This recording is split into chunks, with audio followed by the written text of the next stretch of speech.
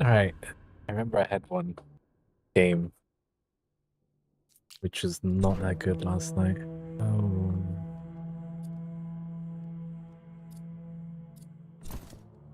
Get more wood at the beginning. Build. Bit of wealth coming in. Build.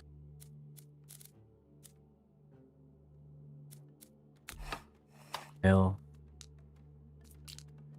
Start dropping these towers in.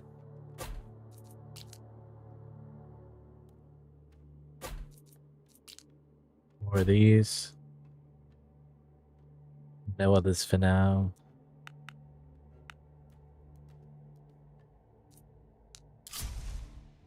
3 on gold for the first run.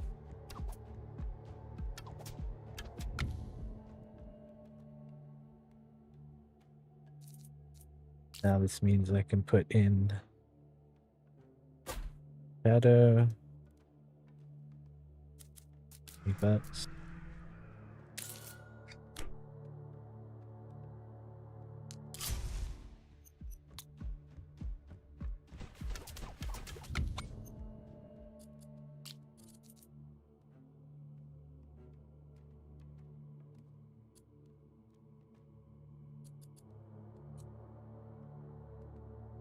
I didn't know you could get back resources from destroying them.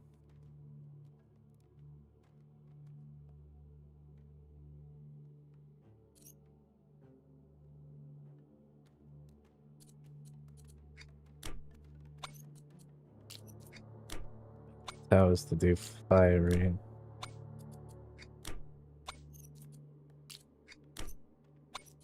So get you to do firing.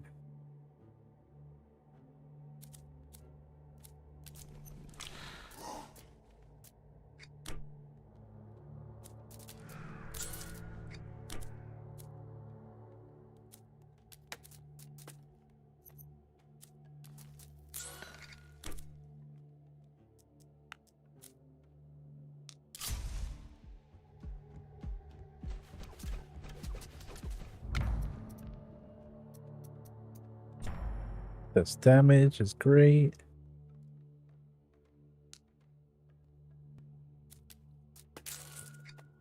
In I build, I can.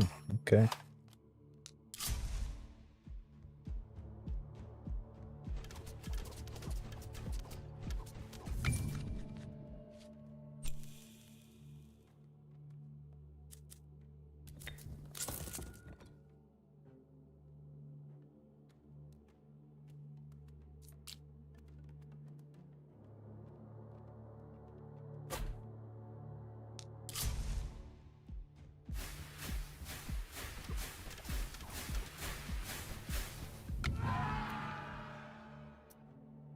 -1 gold per tower level.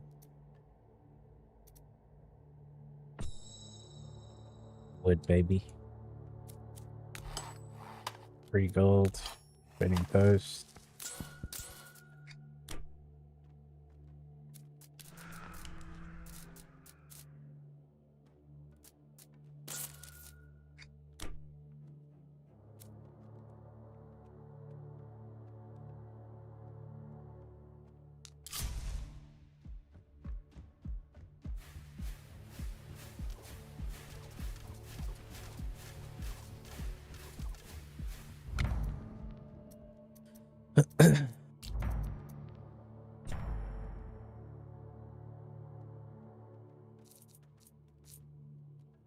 Would make another one, but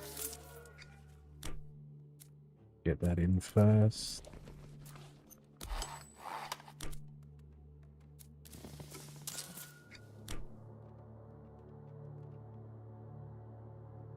Another arc tower then.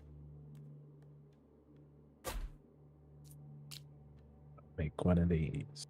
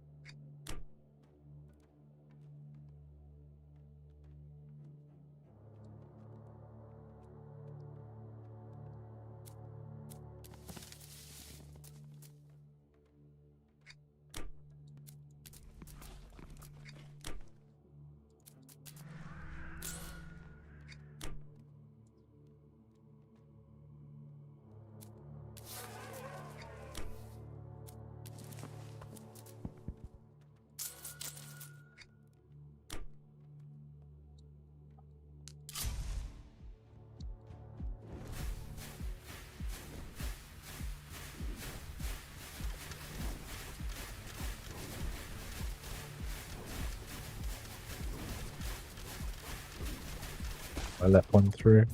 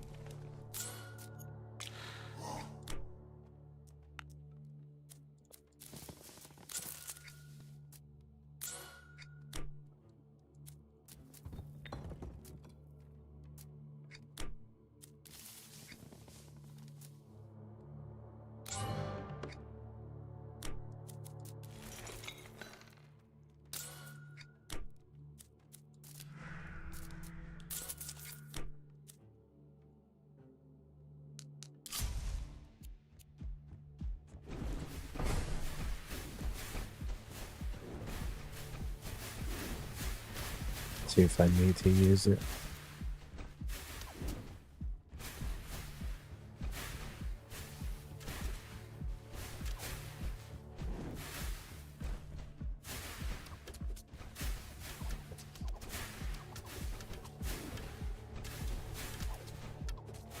I possibly might need to use it here somewhere.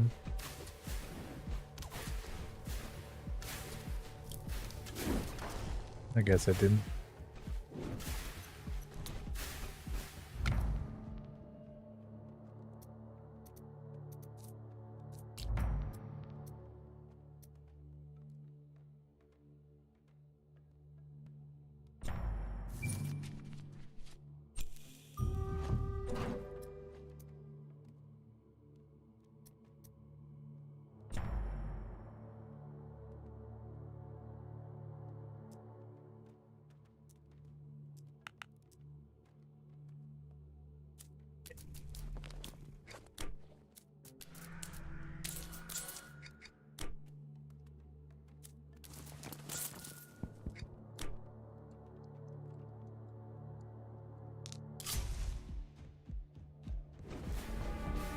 That's the bus wave.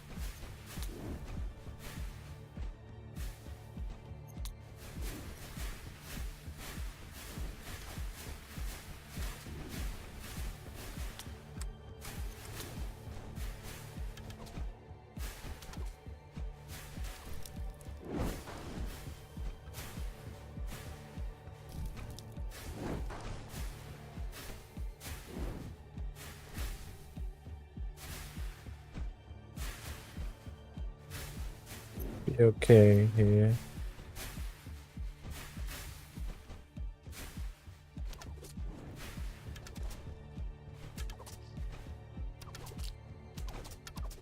Actually, it's like... Okay, we were fine.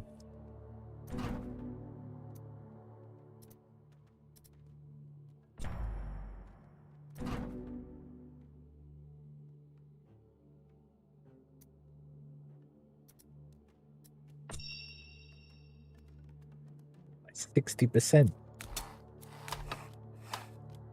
Easy build.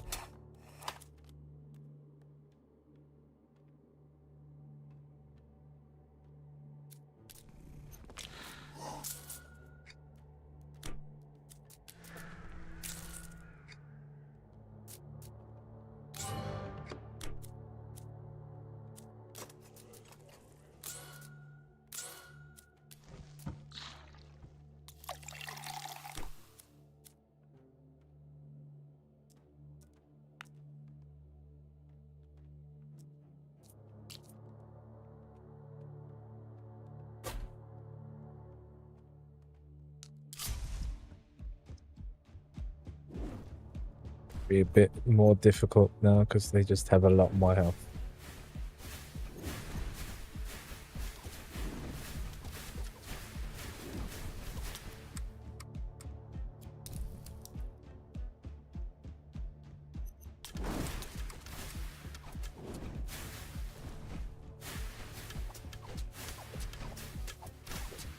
They might let some through there.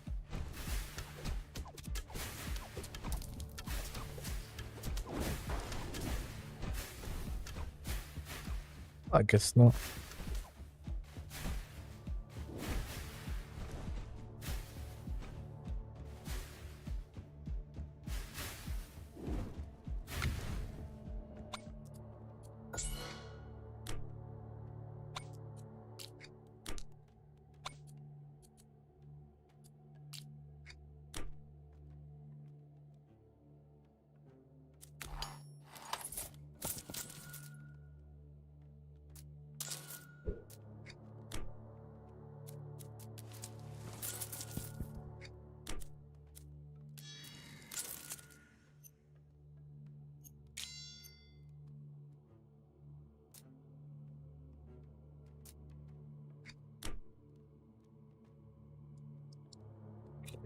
Can I get another worker yet? No, need more wood.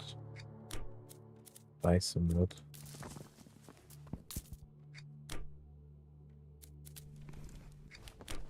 Team. Food.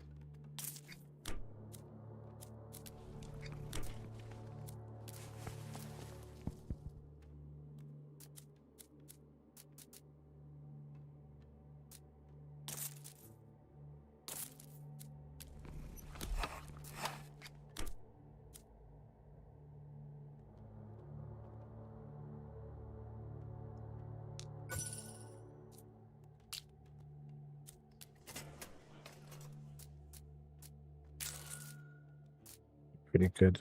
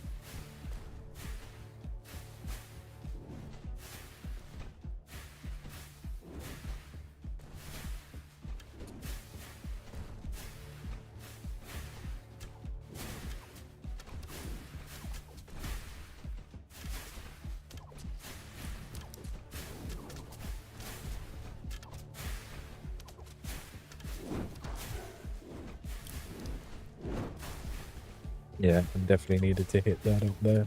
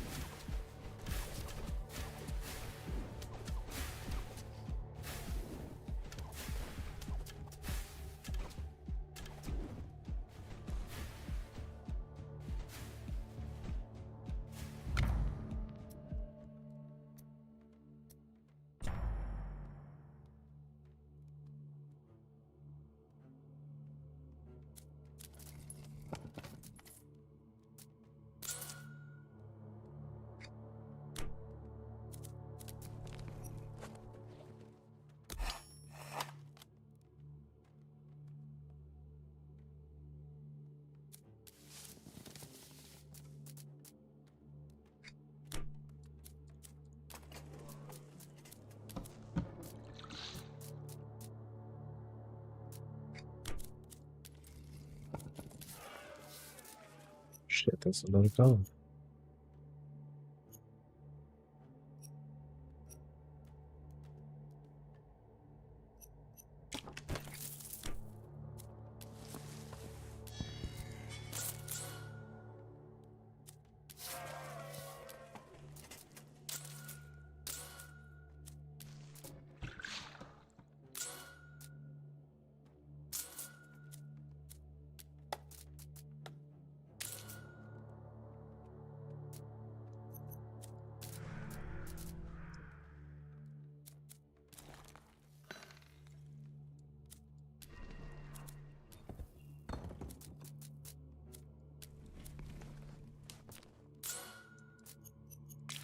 Nice.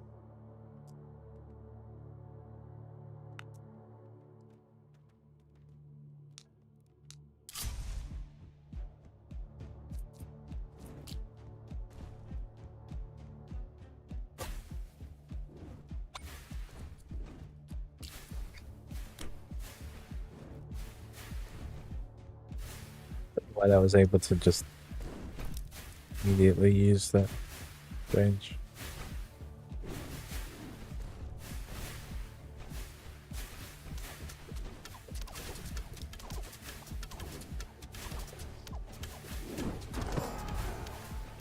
But I killed that.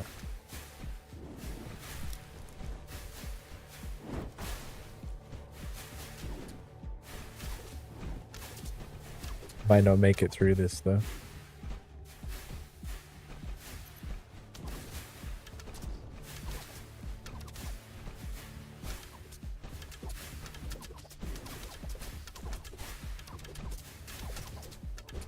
I let a few through.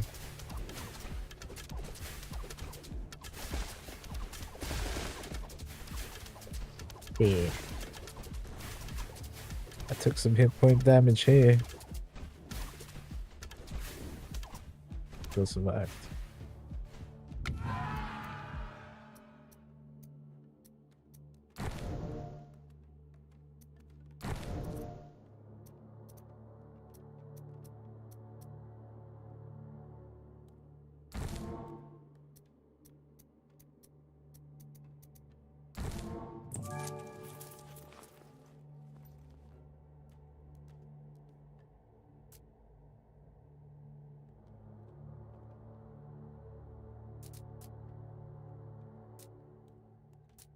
None of these are any good.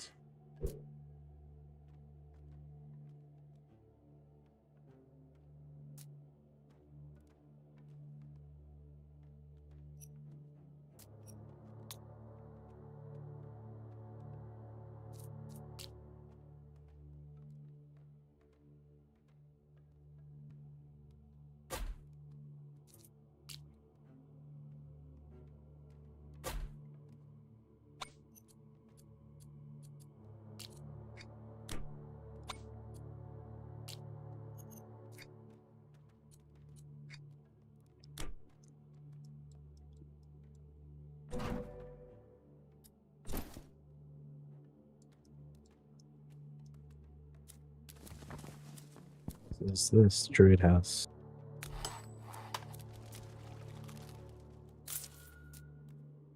Oh.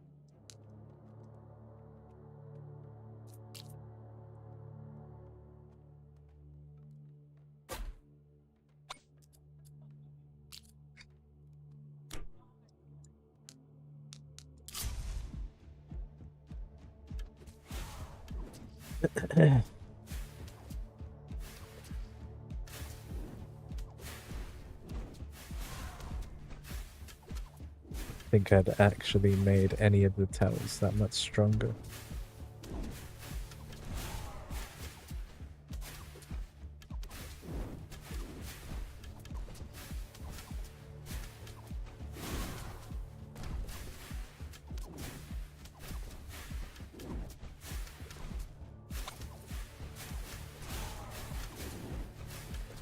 Zero 0.02. Why is that so little?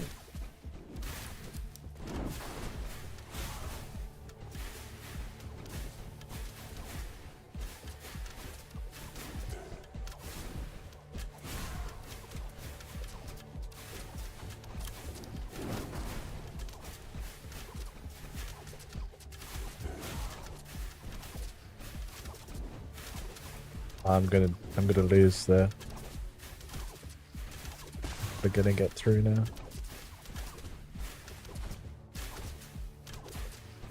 Jesus. Is it 6 got through?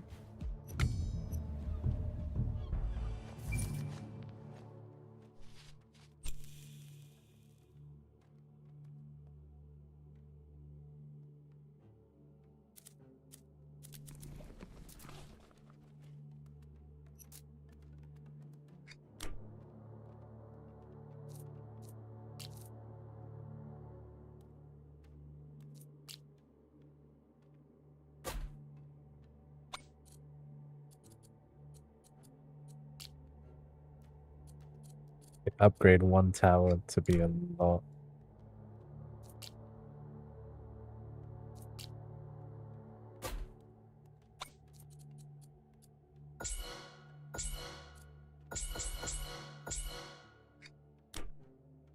Level 7 at the front.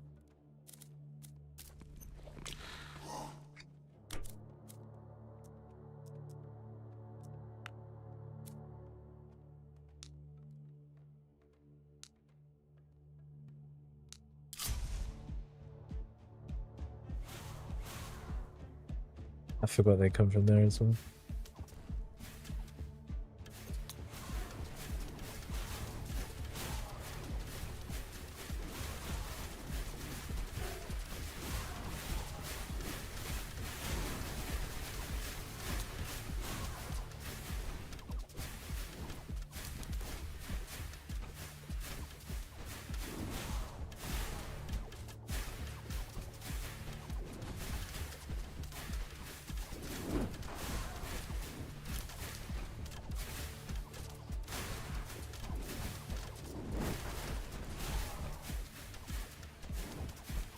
Probably a bad one.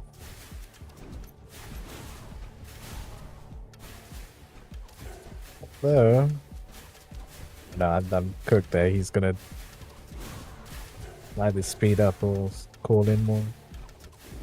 Okay, it just sped up. It's fine.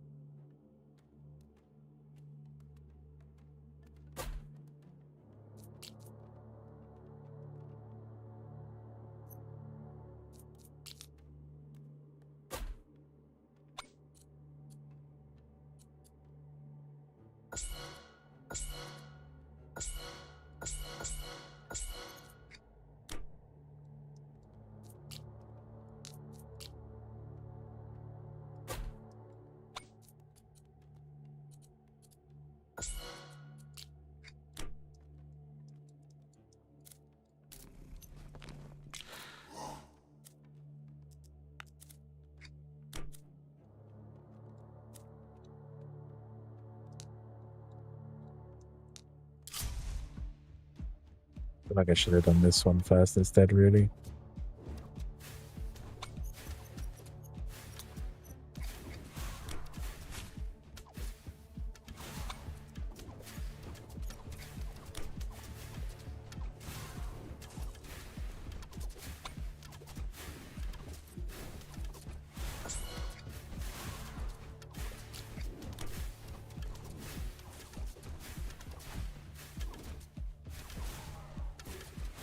Bubble ones have started popping up now.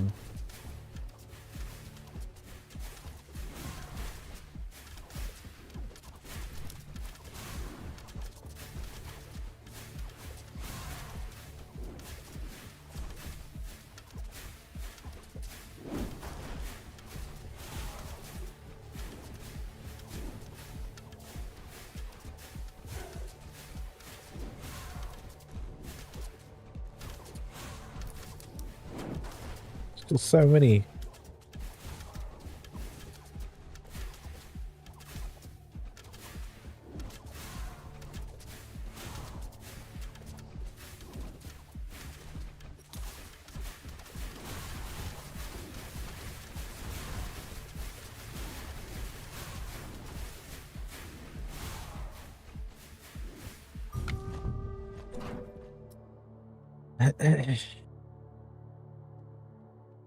Okay.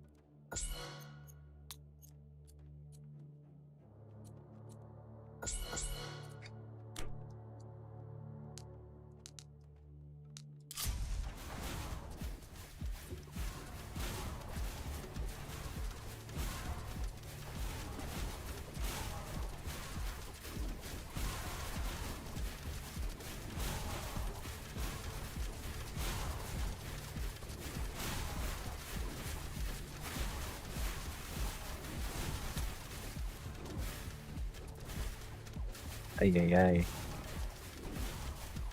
Getting pretty close here. Damn.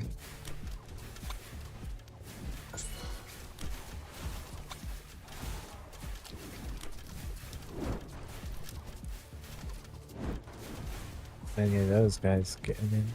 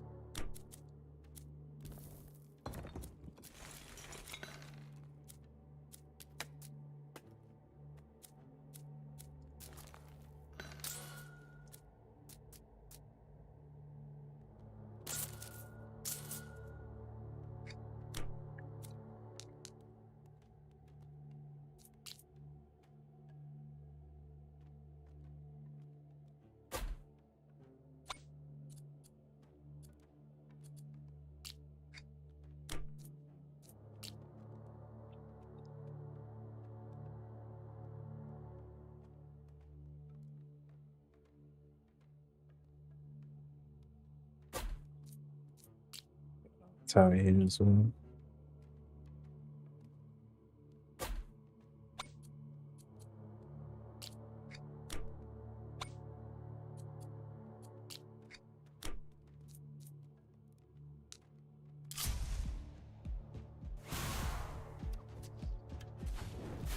I need this part to like close off somehow.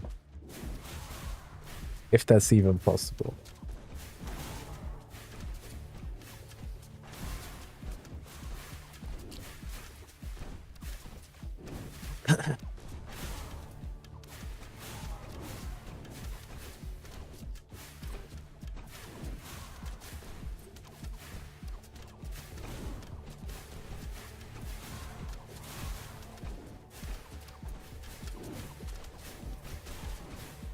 Be the furthest I've gone again.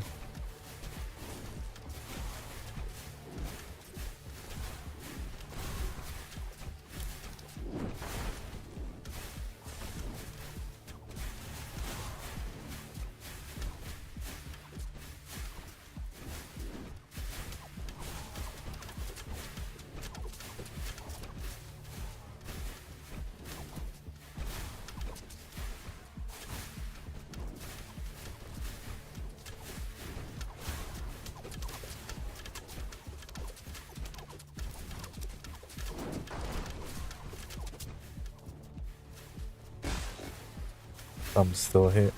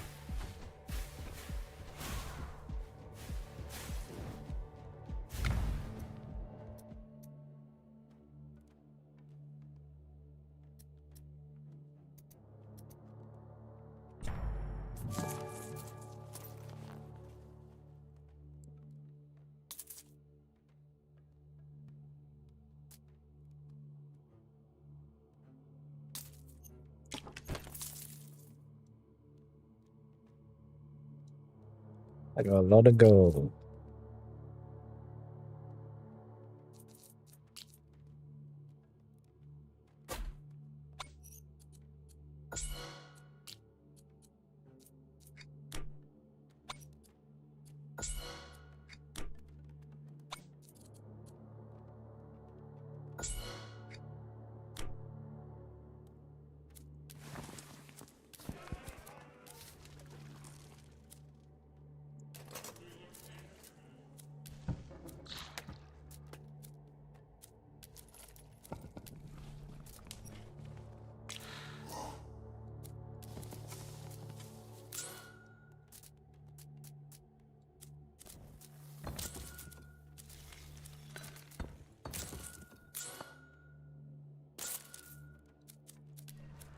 I had so much gold.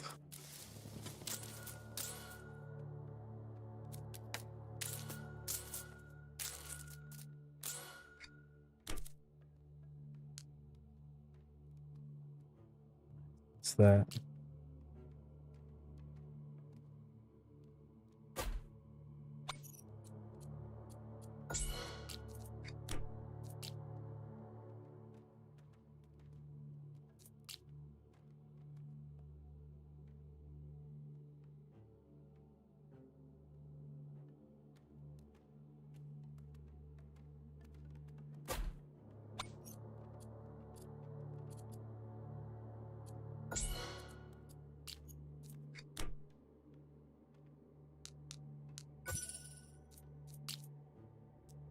Forgot. I had one more. Let's get one rock.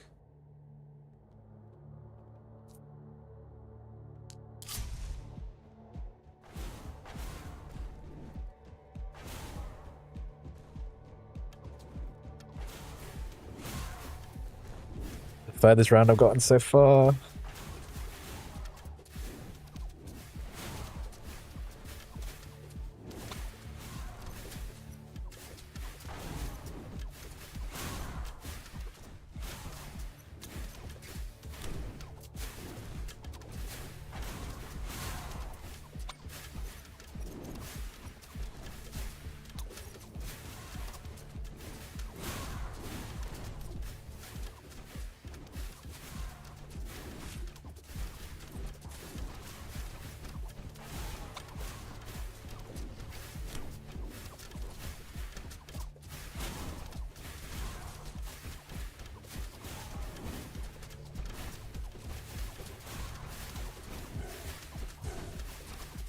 Water is actually doing so much work.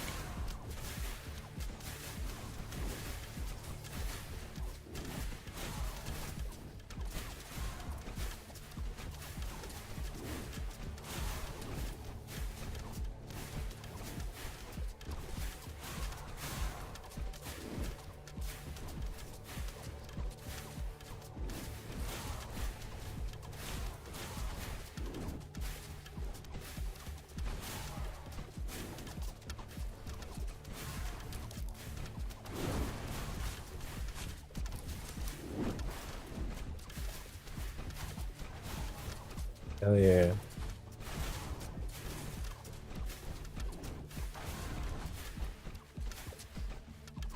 Burn zones go crazy.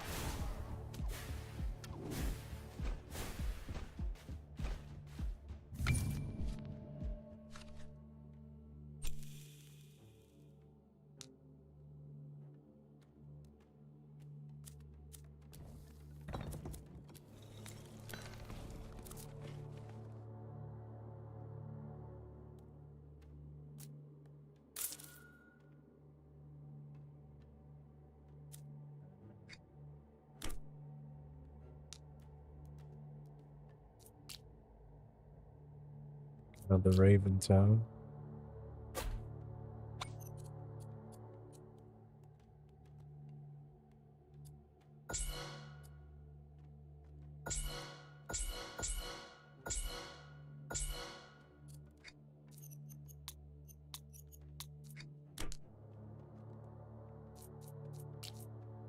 Make some more shadows.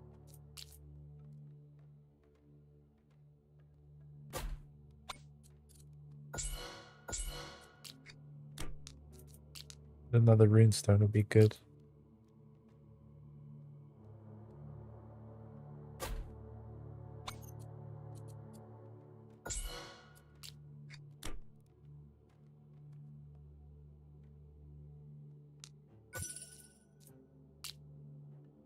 Wilding feast.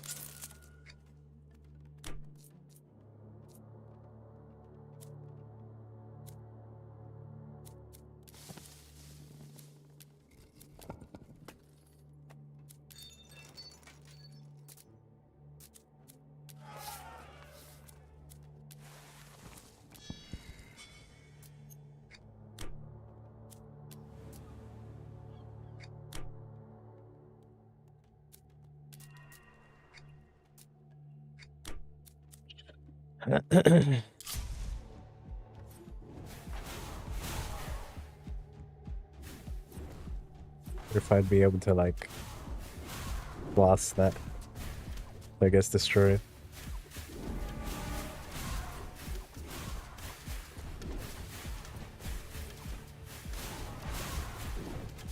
Oh, it's a boss. There he is, Iron Bane.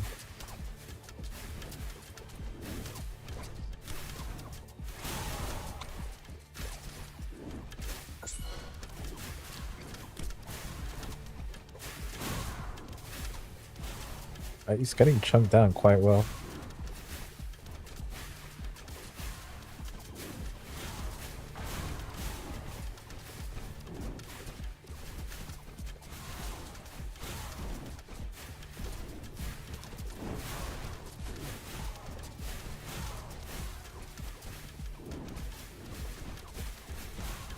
Like how much stuff is here.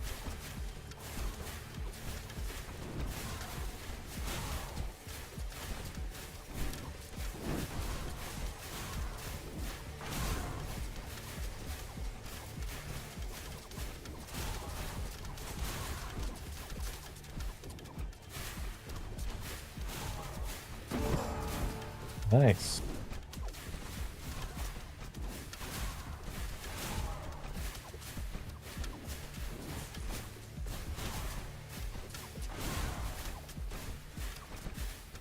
Yeah.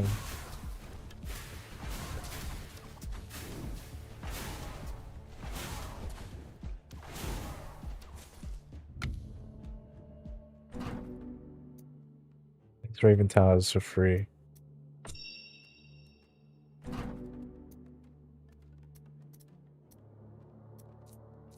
To reroll this really.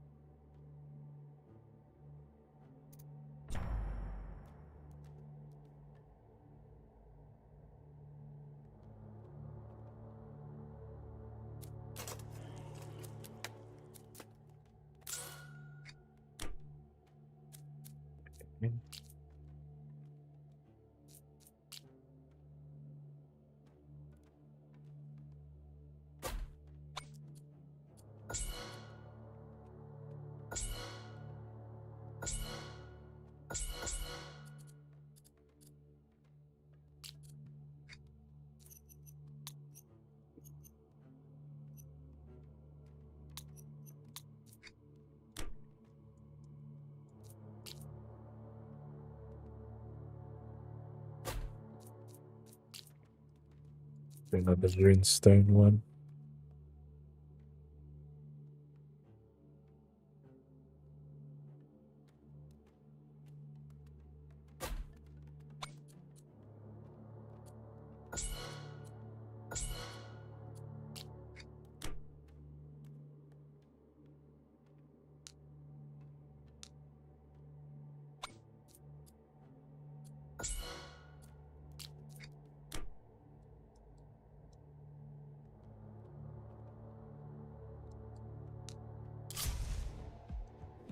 So that one no longer didn't go anywhere, that's fine.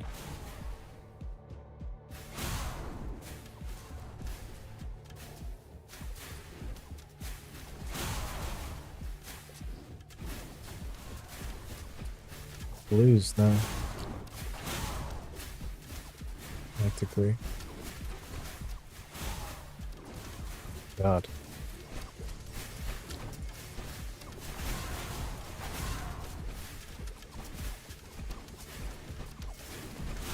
My towers are doing 25% more.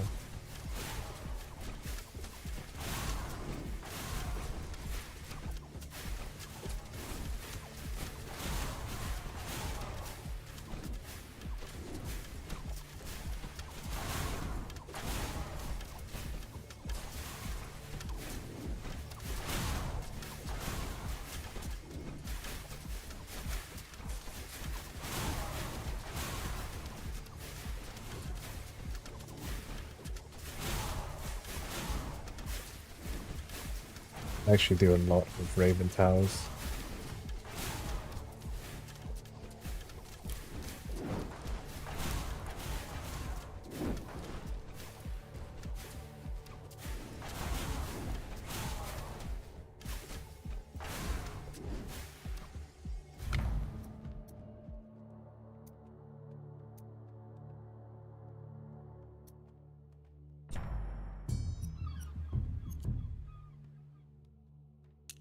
Sending any on a mission. Another Raven Tower.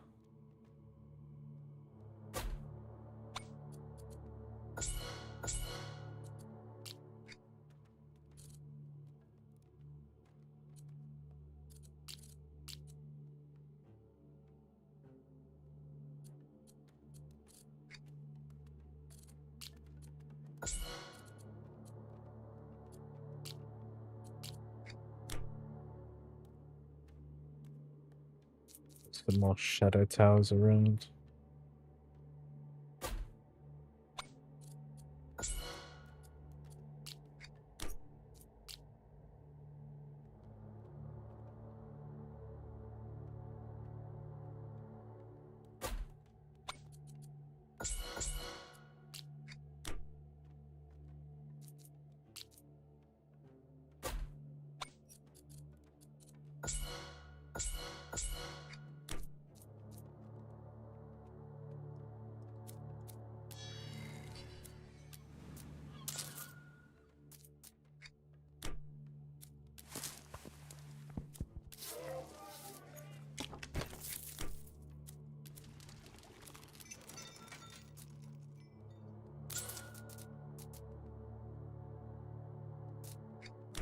Reserving the relic is that one.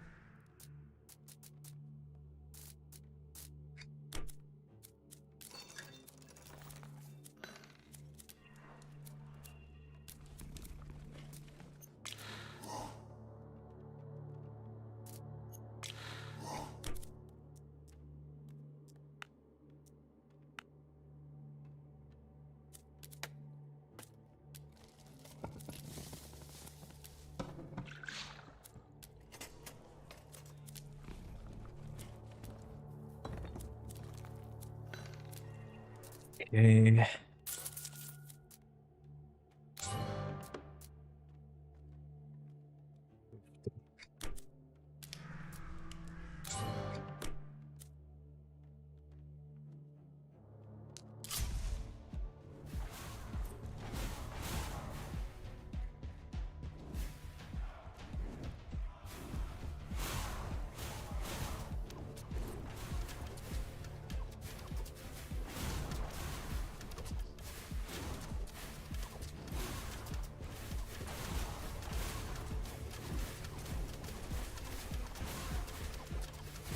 I have a lot of gold.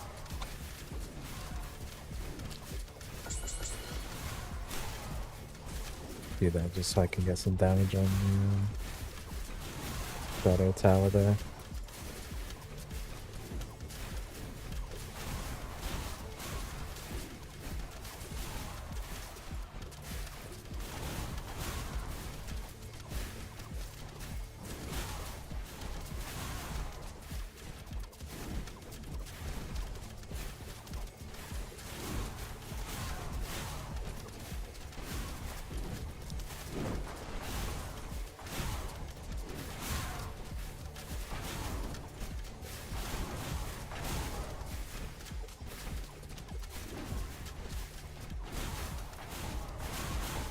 Yeah, the Raven Towers are just Dude, good. Freezing tower here does so much work. I could put a freezing tower like here somewhere.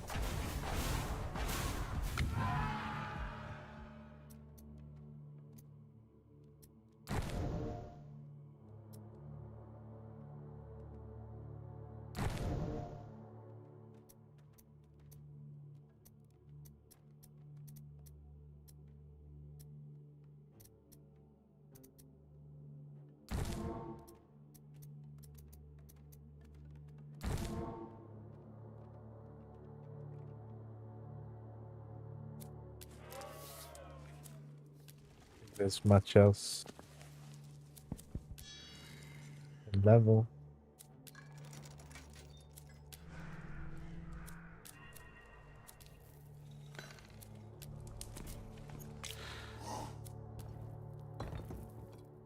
Because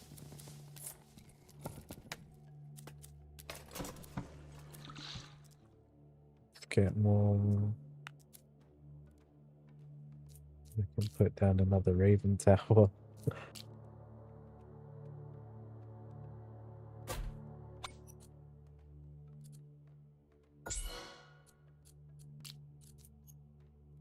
Can focus on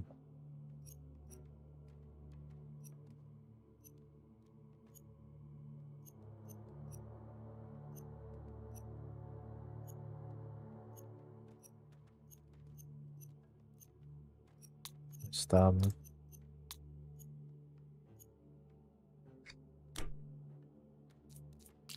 Let's put a freeze here.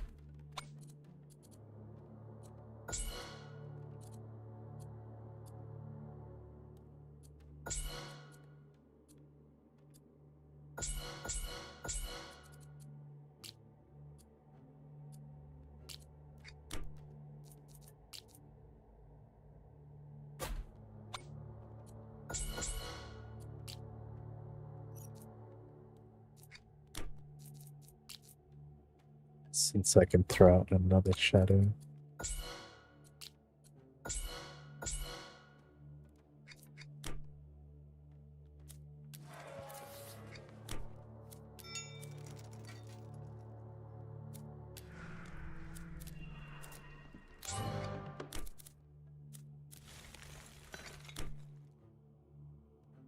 Market offer.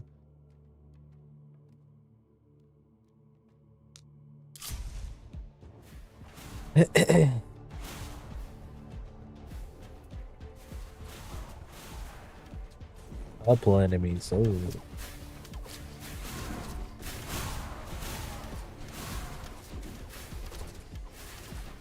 12,000 HP. Okay.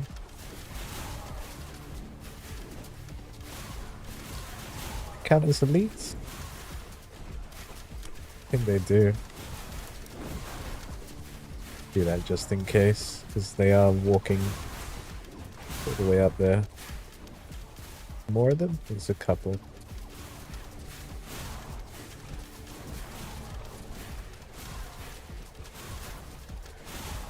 $93.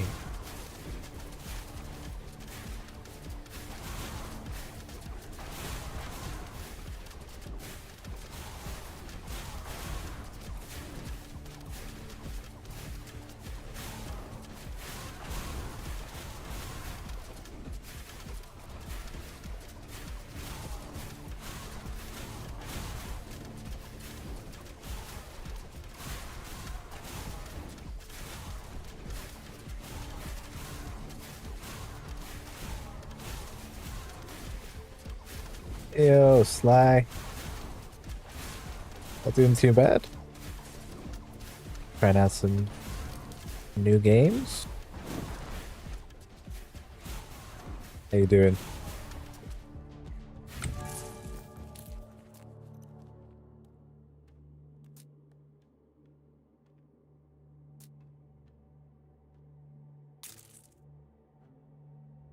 I try POE2? Yeah.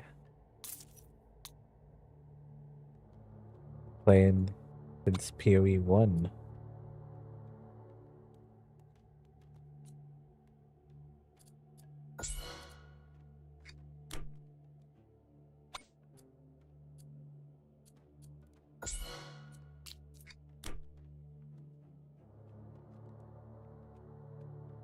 Yeah, I heard about some of this stuff.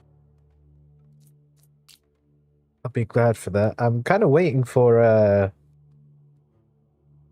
what's it called as well? Have you ever played Last Epoch? I'm hoping that their new update is good as well. It's another similar game in the same genre, so like ARPG.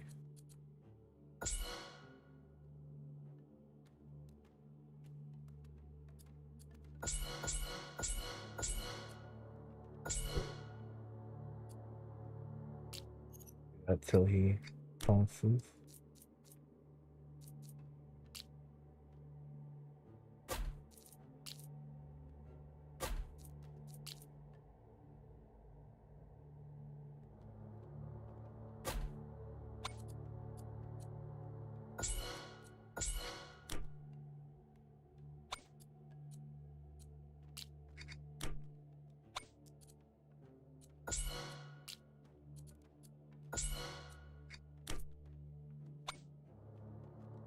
See me on POE? Yeah, pretty much.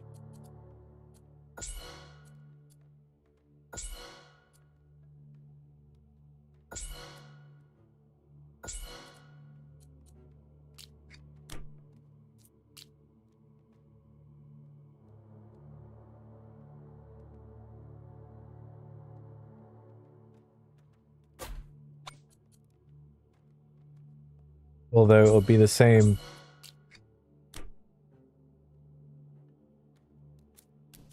time as Monster Hunter update as well. 24 this runs out. Okay.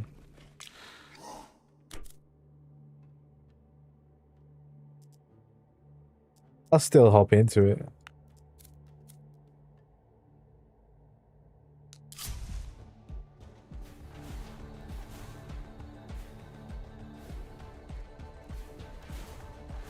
Because it'll only take me, if anything, a couple of days to really get through the Monster Hunter stuff. Yeah, sleep less those days, yeah. I sleep little as it is. Oh, that's purple shield.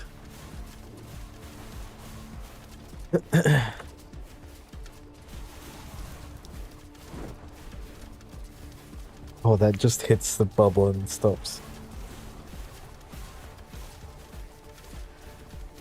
Game's interesting though. Very much like an idle battler sort of thing, so you just sit back and watch everything go. It's just a tower defense.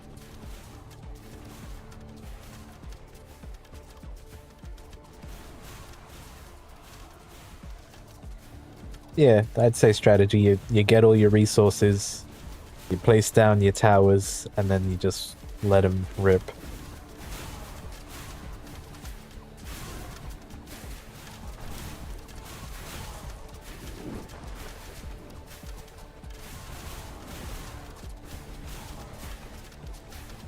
Boss wave next round.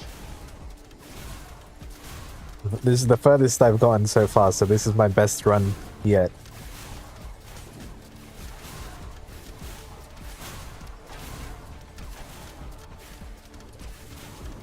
Seems to be going okay so far.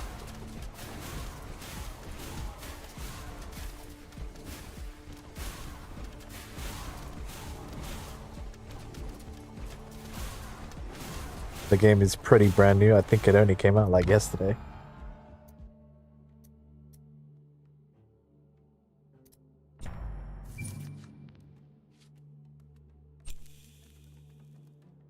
Rewrote that.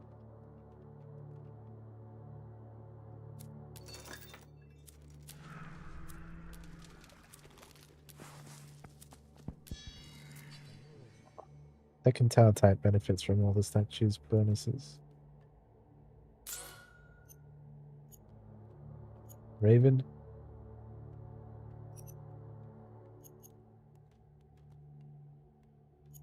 I think I should do arrow towers. There's a third one I could choose as well.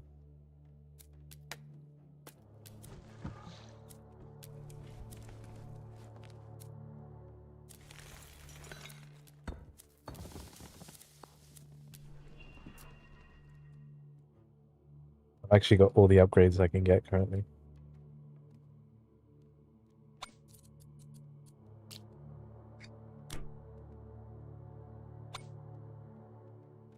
So he can fully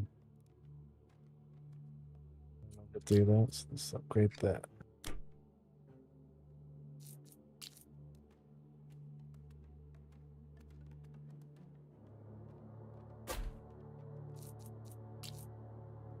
The shadow tower here. Should really stack up here. Let's put a stone and stone.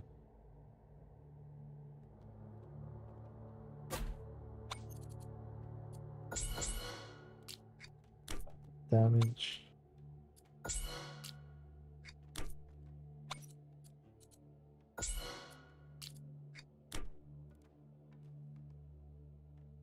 A lot of this.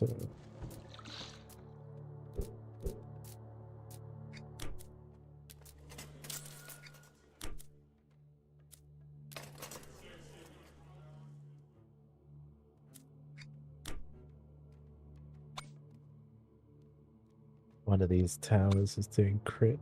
This one? Oh, this one range. Wow.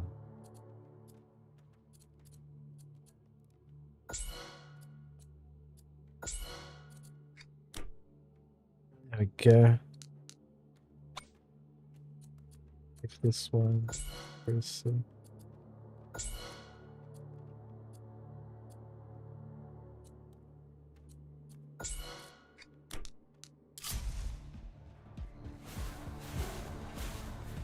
Looks I'll hit the end for this route that the enemies are taking. Oh, it's a boss, I forgot. Okay, he spawned on the new 80,000 HP. And he regenerates health. Might be a difficult one.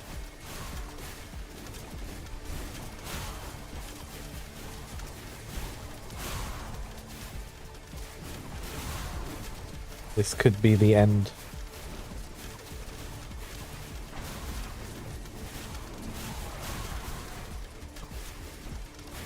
Holding for now, but once all these guys get...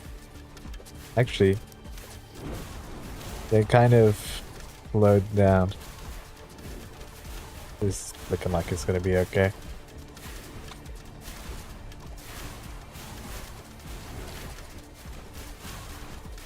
He's lost like 10k HP already.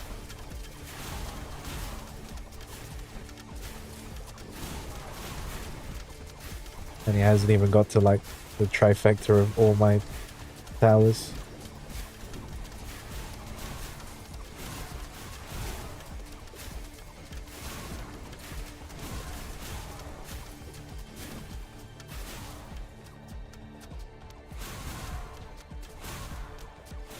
There we go, now he's feeling the heat.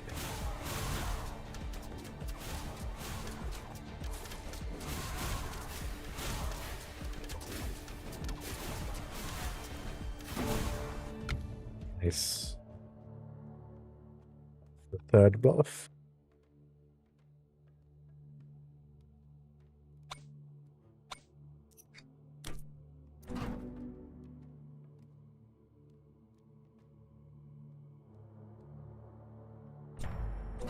Lucky shot. Oh, whoa. Oops, explosion.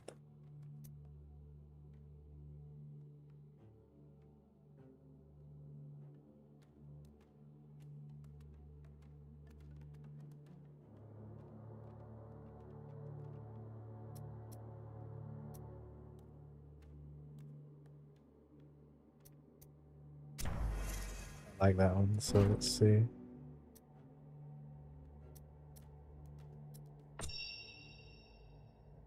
Apple's legendary banner chances.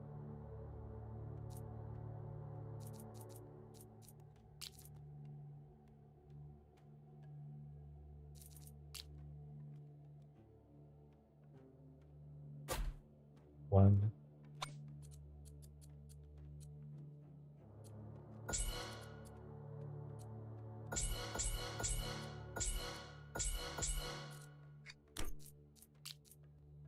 Place an arc there.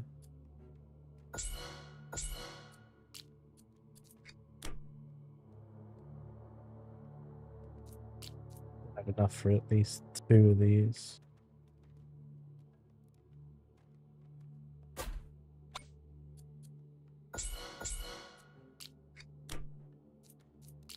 Yeah, no worries, man. Thanks for popping in.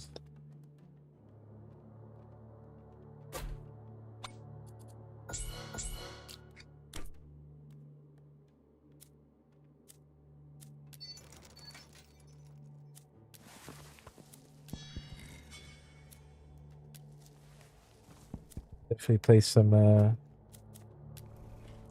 POE and Monster Hunter. I don't think I'll be playing this all day. Didn't know that wasn't unlocked. All that.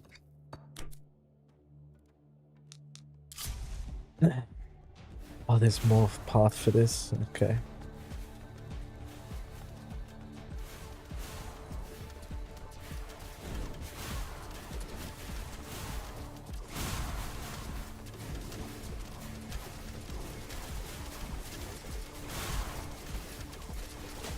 I should definitely put another frost tower. Or 2. I can afford 2.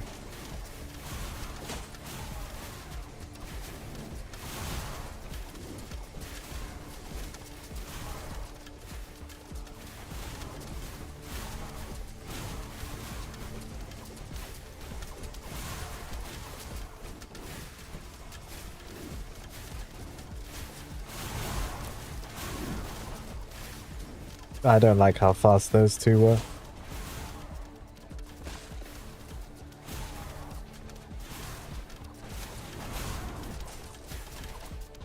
Only one of them had made it through there, but...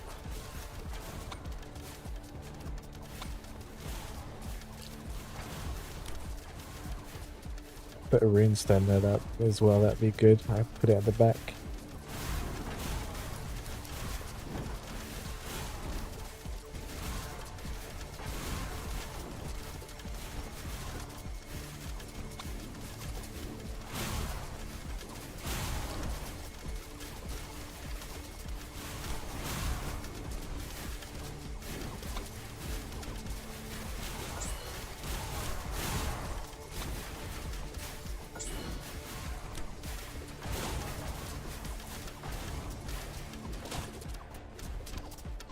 Explosion went off there twice. That's great. Greenstone. Back. Get the damage upgrade twice.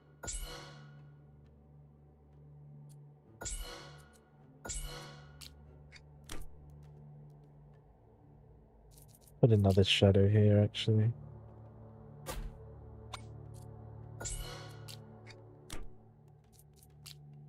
Slow down too.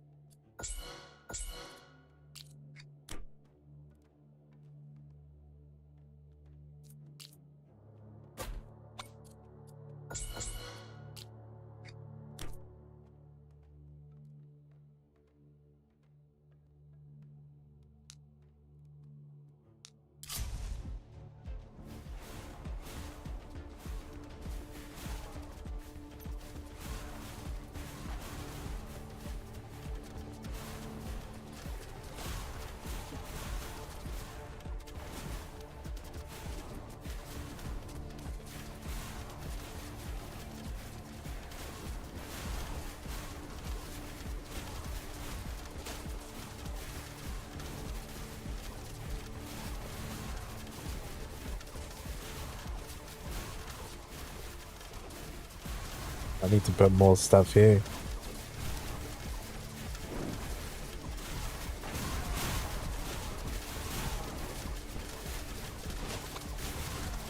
If you target regenning ones,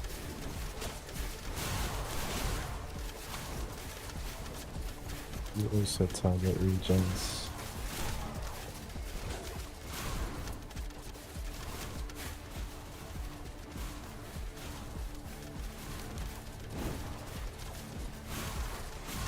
Bad.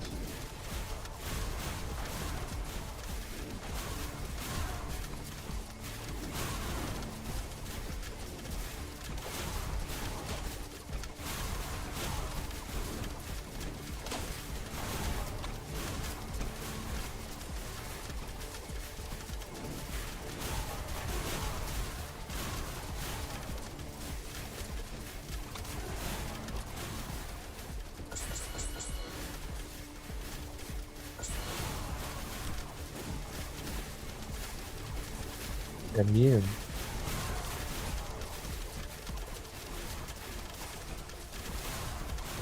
I don't like those ones who are immune. Ouch. That might be the end. Got a lot of enemies coming through. There's a big guy too. Run. Oh, wow, there was something there to build.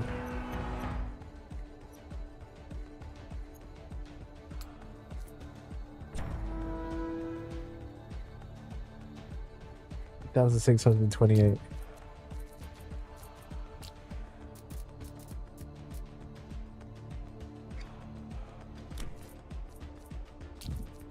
Supply depot, loyalty bonus, big expansion.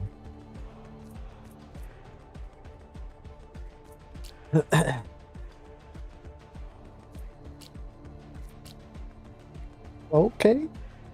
Valhalla's only at 3,000, so I'm getting close to Valhalla rank.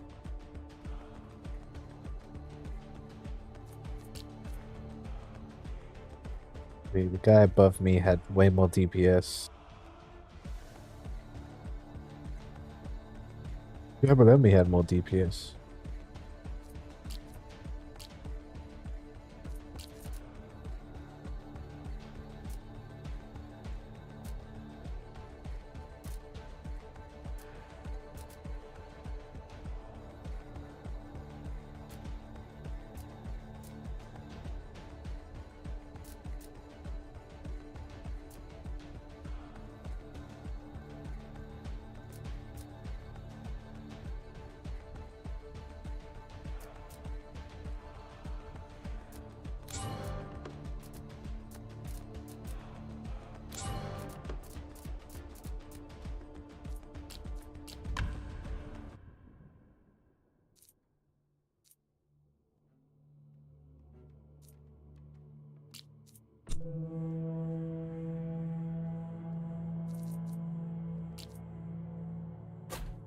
I can start with a thingy tower is crazy.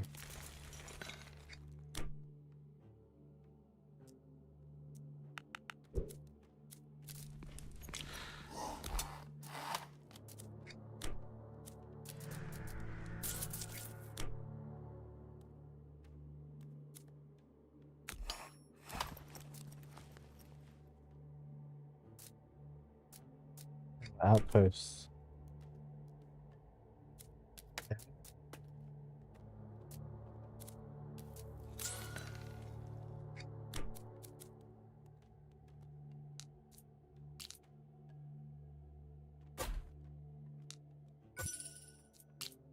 Just add one idle worker.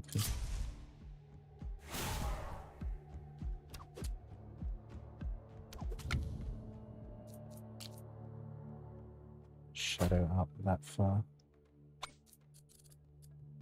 From range.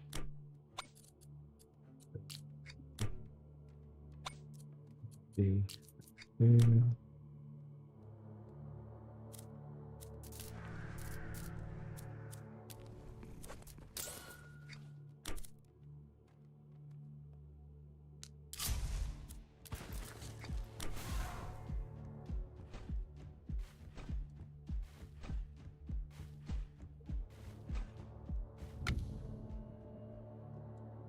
Okay.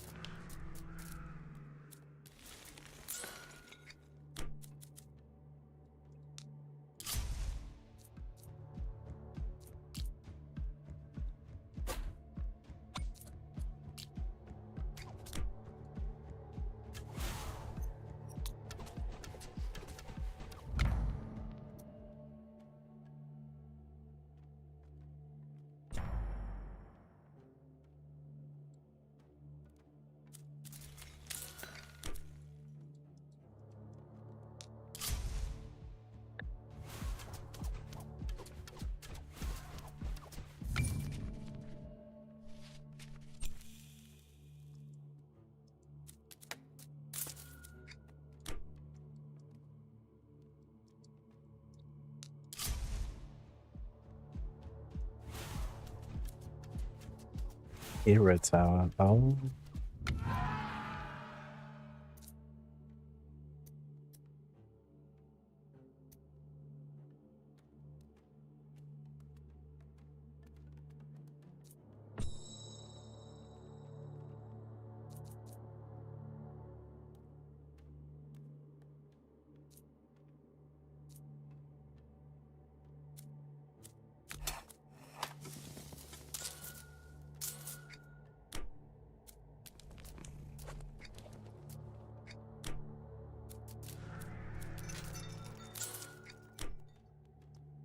I should save the wood.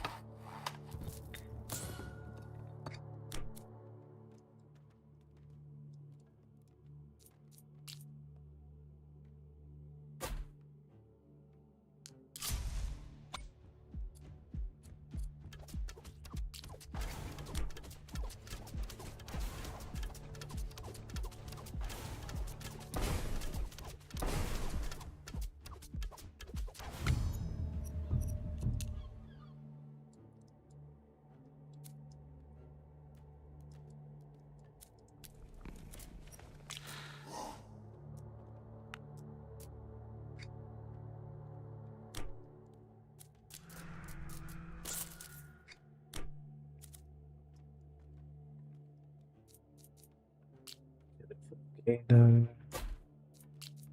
I'll go down the range of this one.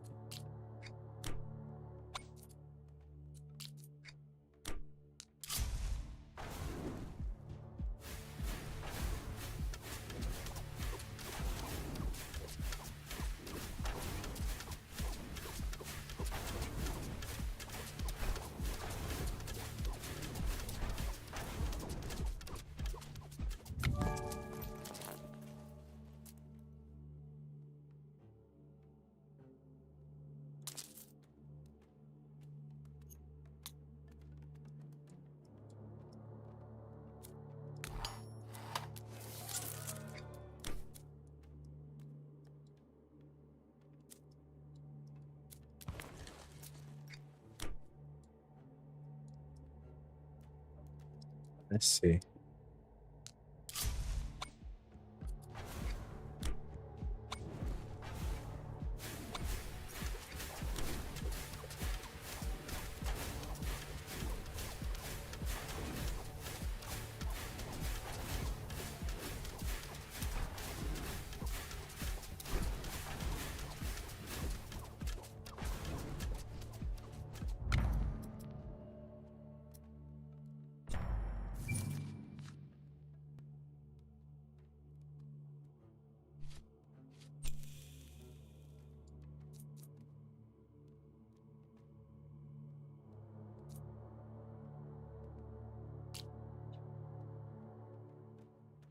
Shit.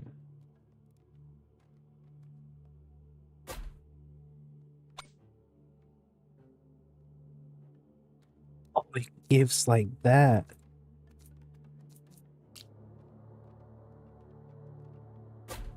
Kind of busted.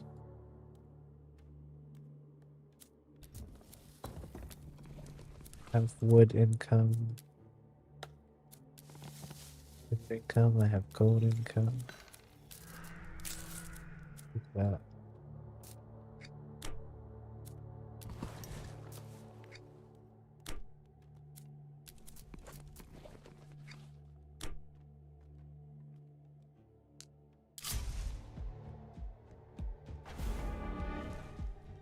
Panicking already?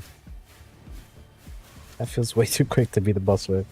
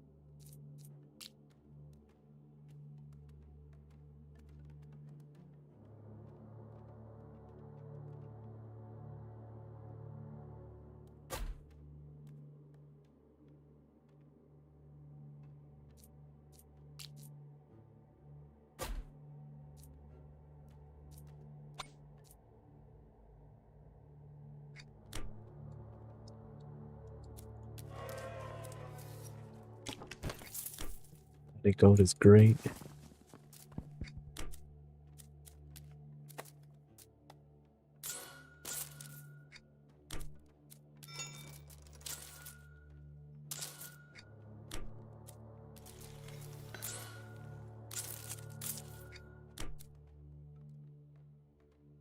So I could do that.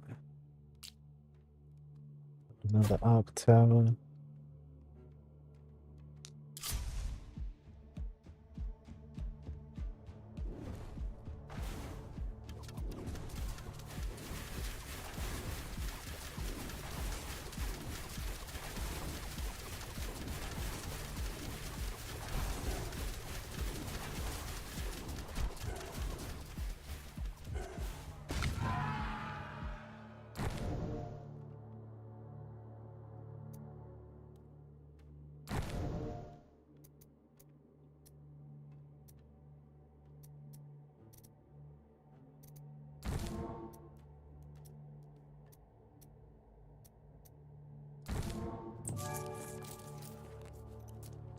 Okay.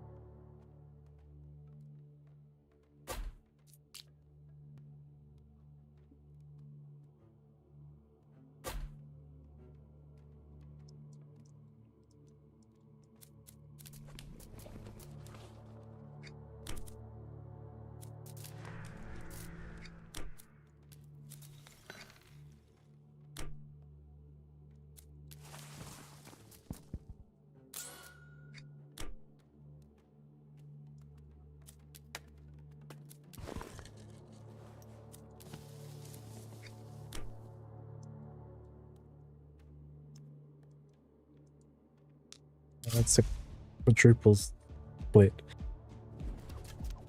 5 different portals for them to come through. Like 20, right?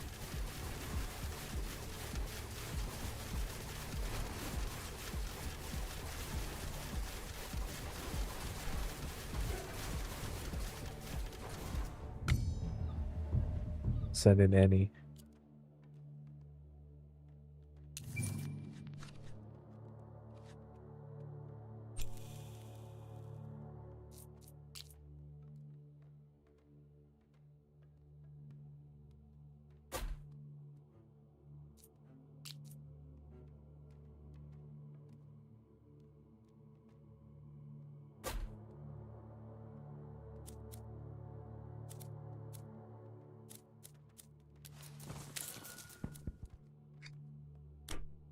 It goes.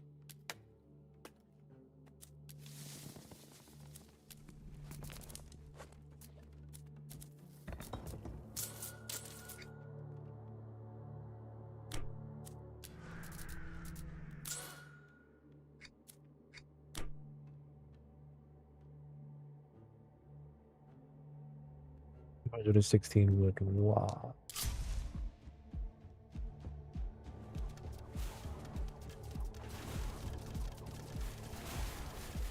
See the vision there.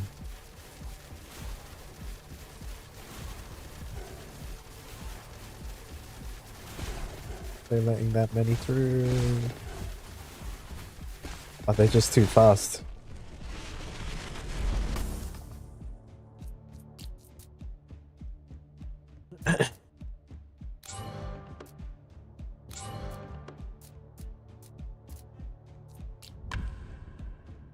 But I'm getting more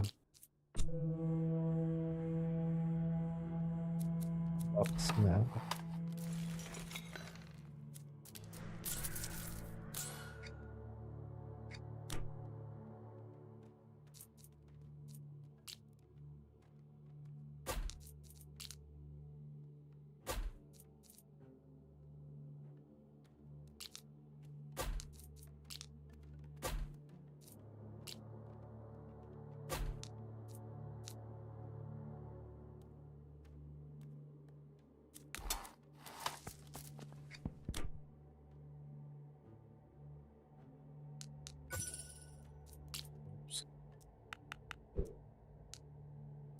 Actually, I need the gold first.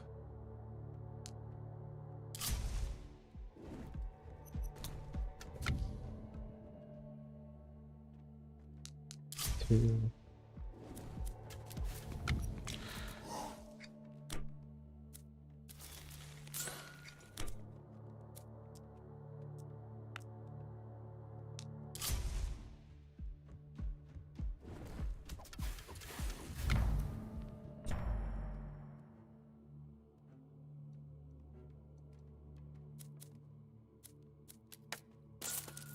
Generation.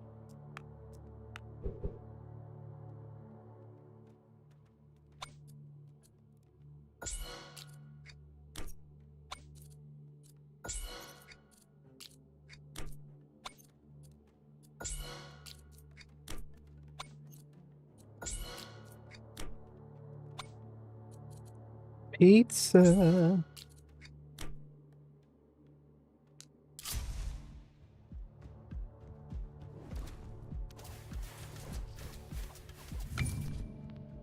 How's it going?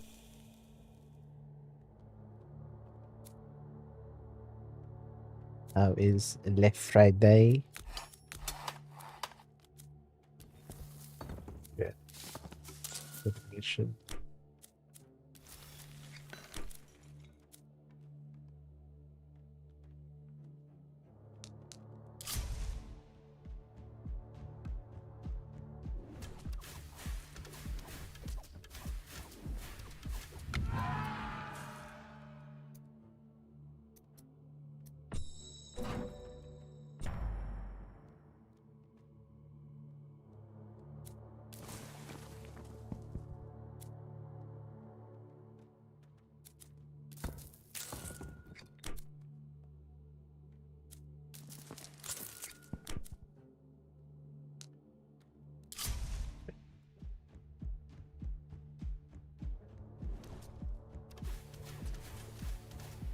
Just had to open the interwebs today. A few through.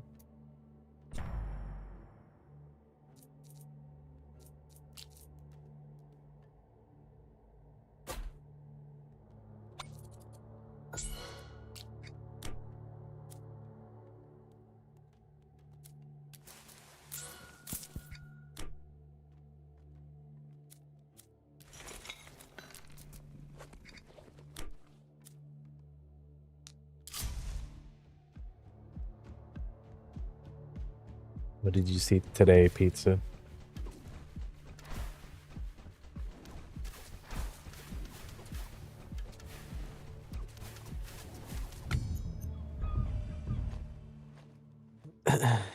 Usually don't send those that early, but told me I should.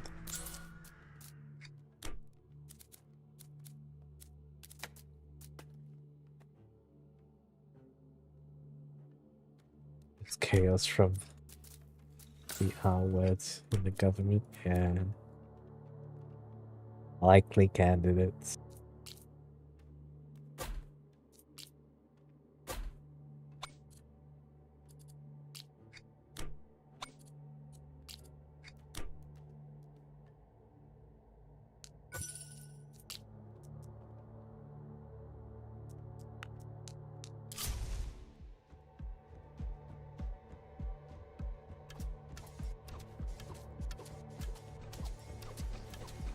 Didn't buy a Riven Tower this time around.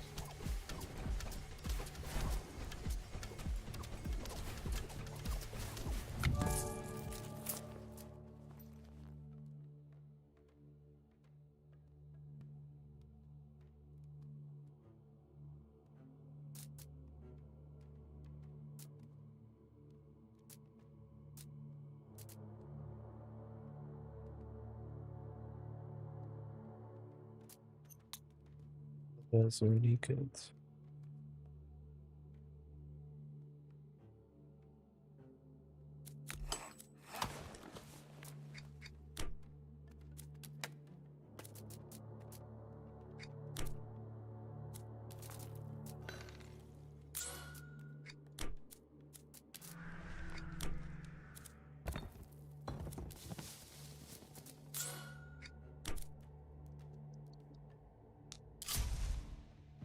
Not being serious when I say R words. Making fun of how people use Argo speak on YouTube and TikTok. Yeah, I know you're not being serious, but at this point, neither are they, so... They pretty much are.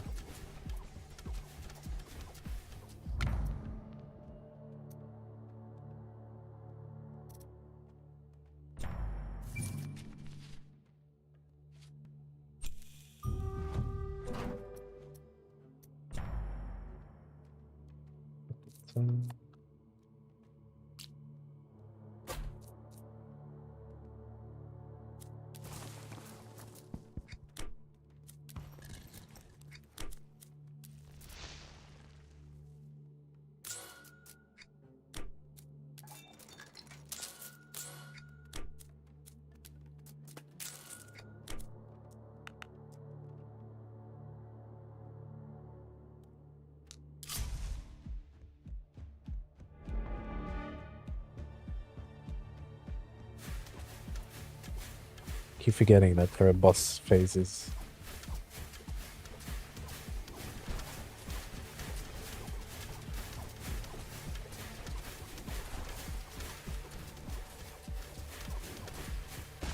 Oh my god, I didn't kill him. We recently discovered there is Vampire Survivor mods. I thought you would have been doing them for ages now.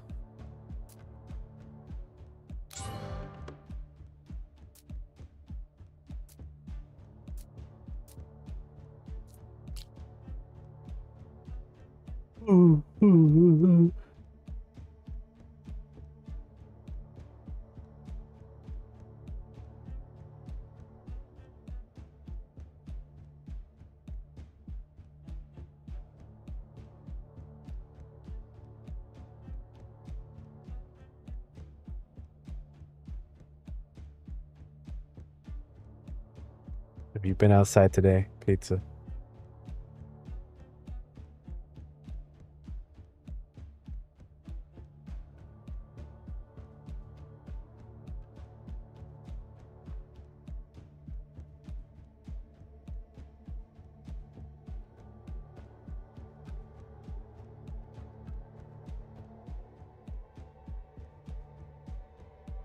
Sadly, yes.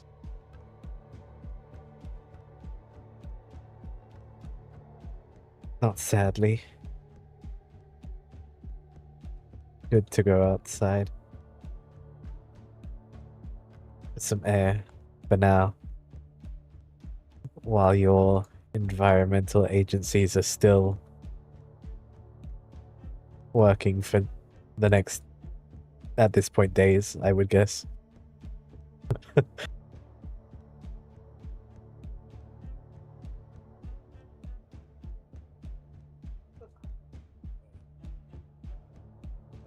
Using windows and shit.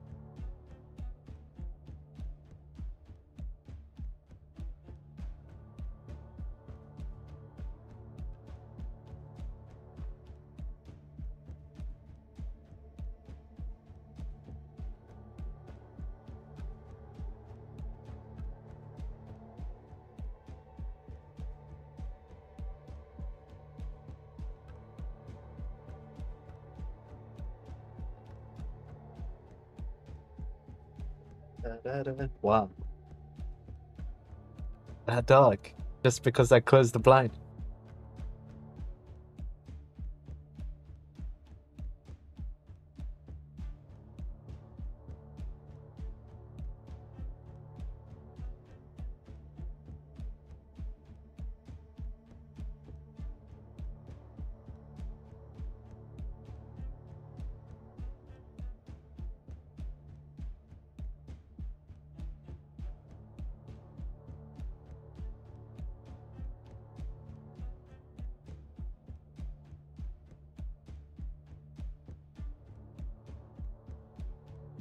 Now you're blind. Ah, oh, fuck. Was blinding myself with that fucking light.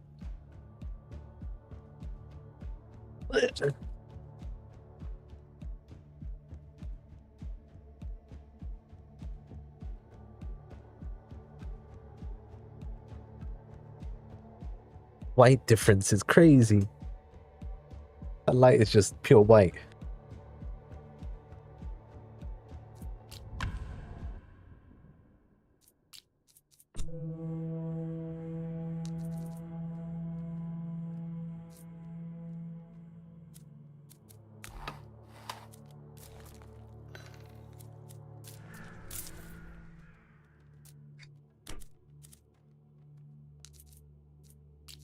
I can do Shadow Tower early.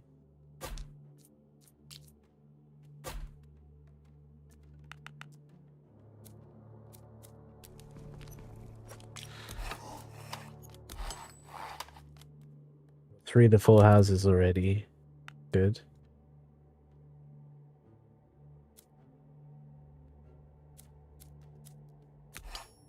The quarry as well.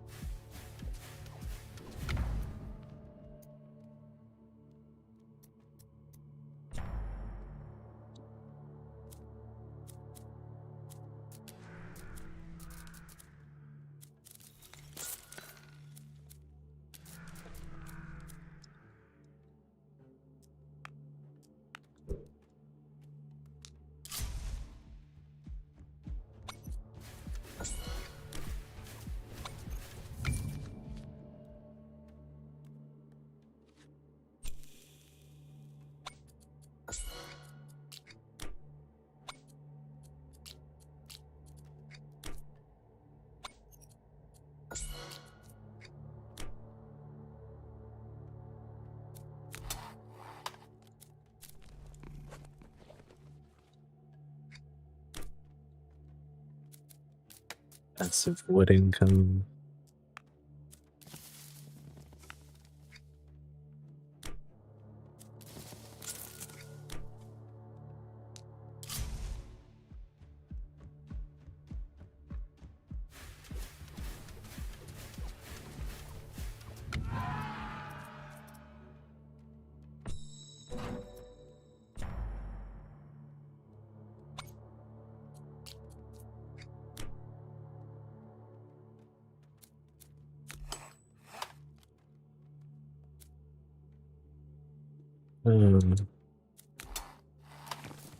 Sweet. Need more gold for that.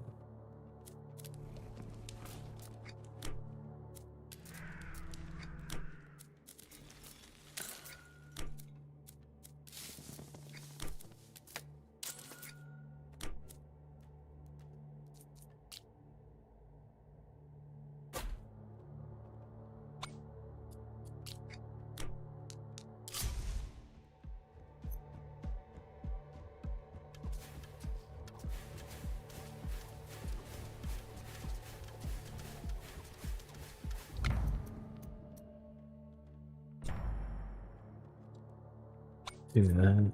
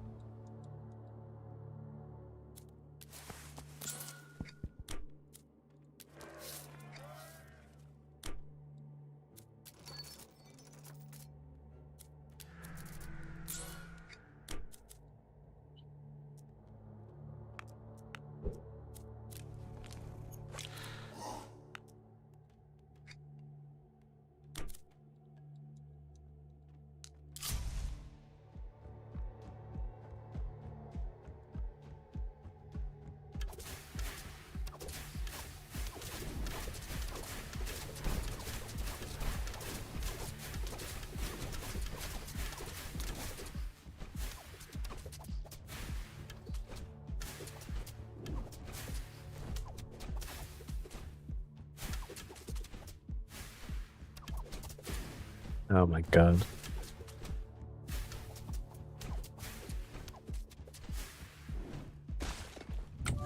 Wow, he actually got that.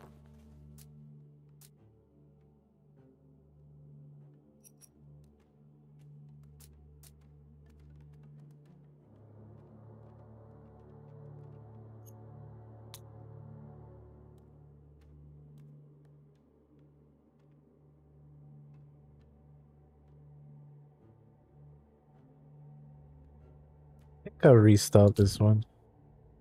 It now has this auto dubbing thing. When I first saw a video with it, I thought someone was re-uploading someone else's video and almost reported it. They have what? Auto dubbing. Isn't that crazy?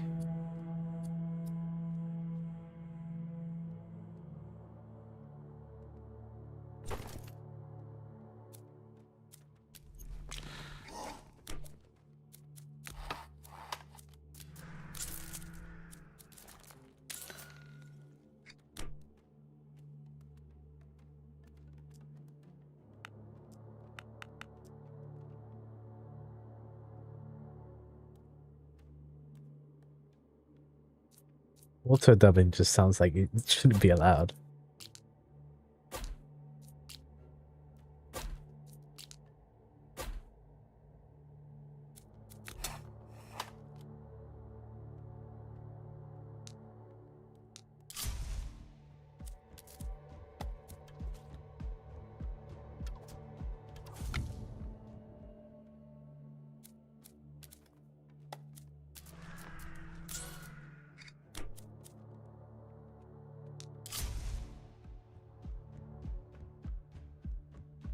Like they use AI to change your voice to another language. Oh, so it's like... Okay. Quite good actually. If it's showing if I saw that's sad what the fuck was happening. Still strange. You know what that does do though? That makes a lot of channels defunct. Like Mr. Beast has his normal channel, he has his Spanish, his French, that kind of thing. All those channels are now worthless.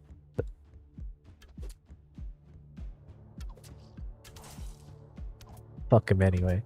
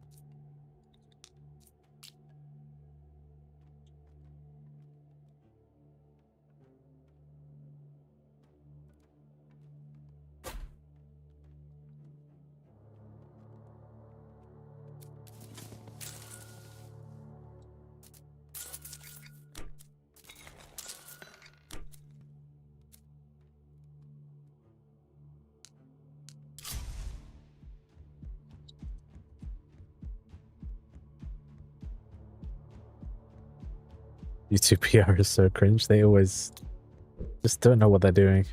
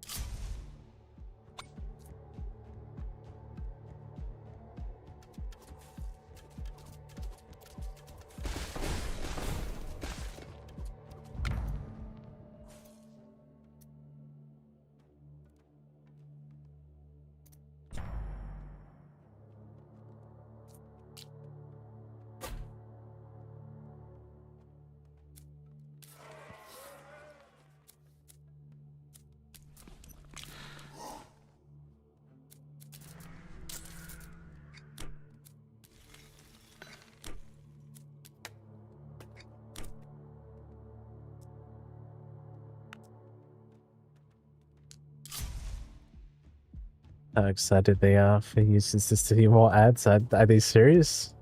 Oh, you know what? I did have this pop up on the this run is probably over.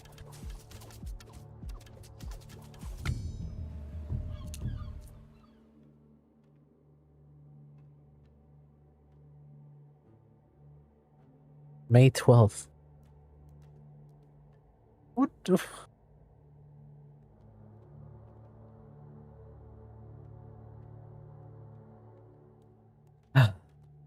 I don't understand what they want. What did YouTube really want to happen from this?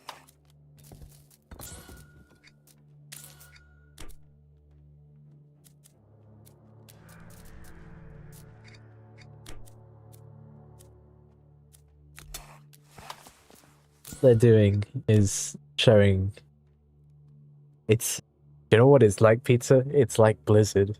You guys not have phones?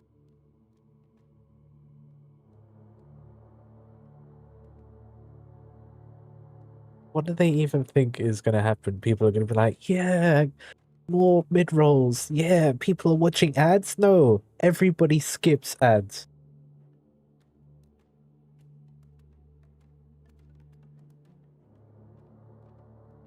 It makes no sense to me.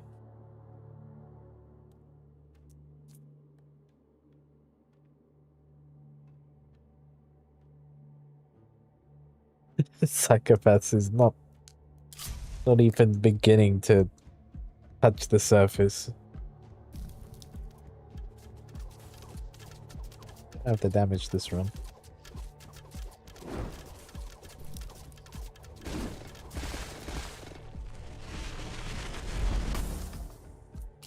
I get 200 honor.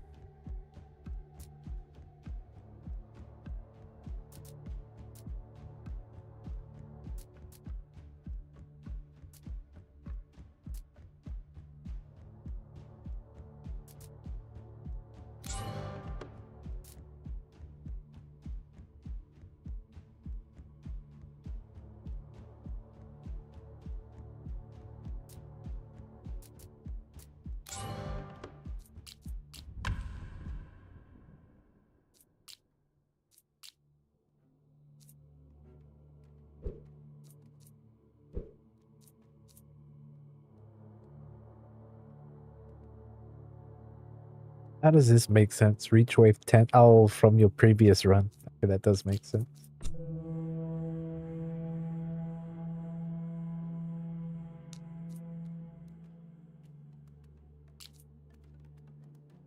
I was thinking to myself, why the hell would they give you the option to do that? You can't even...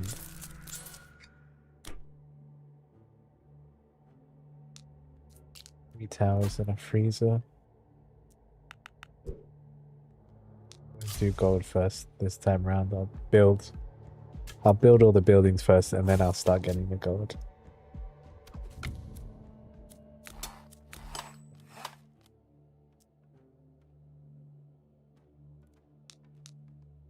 Oh, I can hire another worker. I keep forgetting about that too, which means I keep losing out on shit.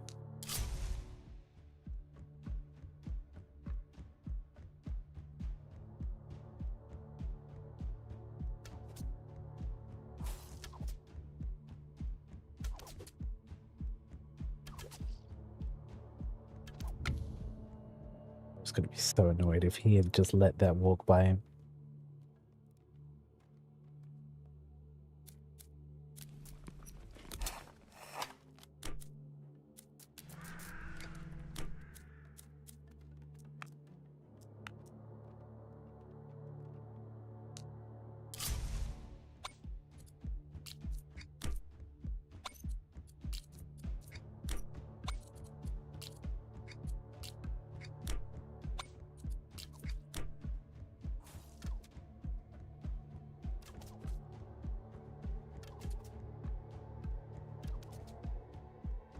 Of course, one gets back.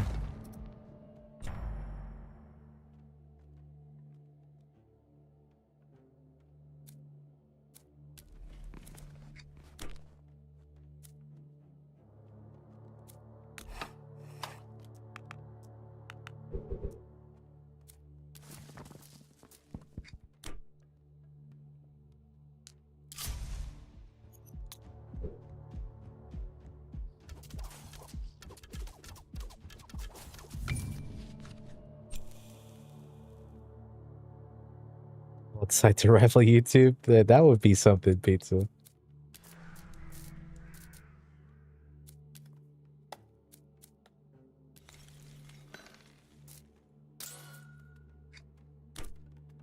This day and age, that would go crazy.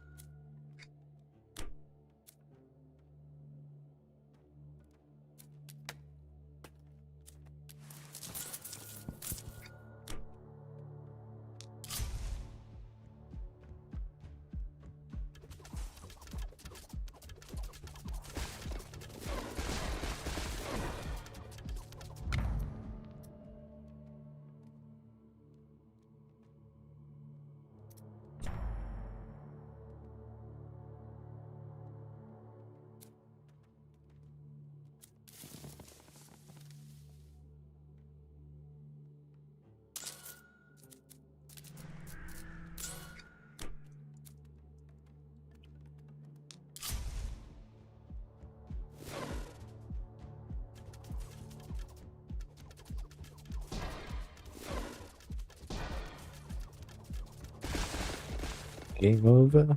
Not yet. Sending anyone?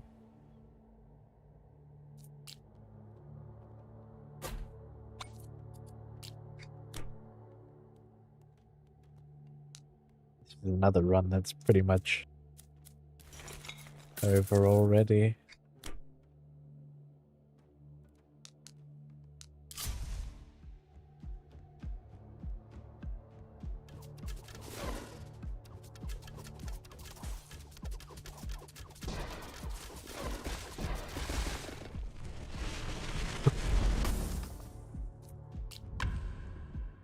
Trying too hard on economy early.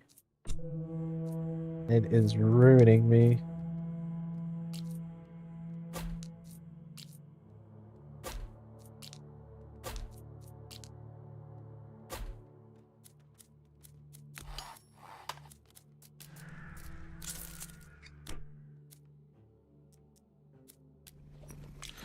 Remember this time.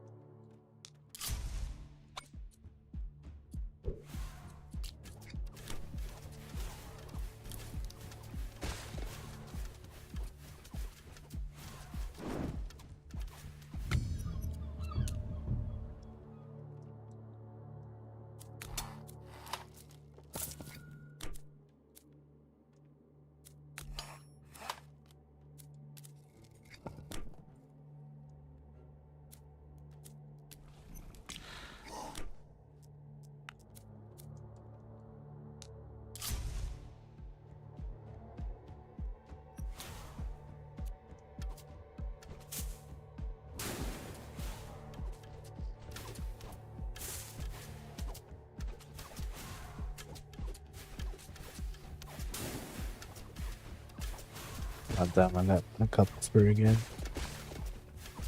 They'll keep moving on the same fire rate as some of the towers. This is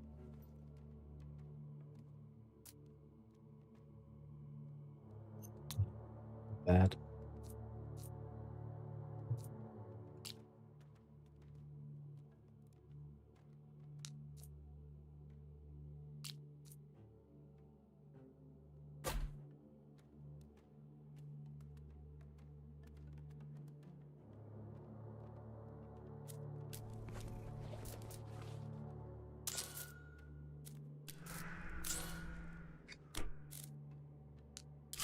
Got that in, but I might just lose.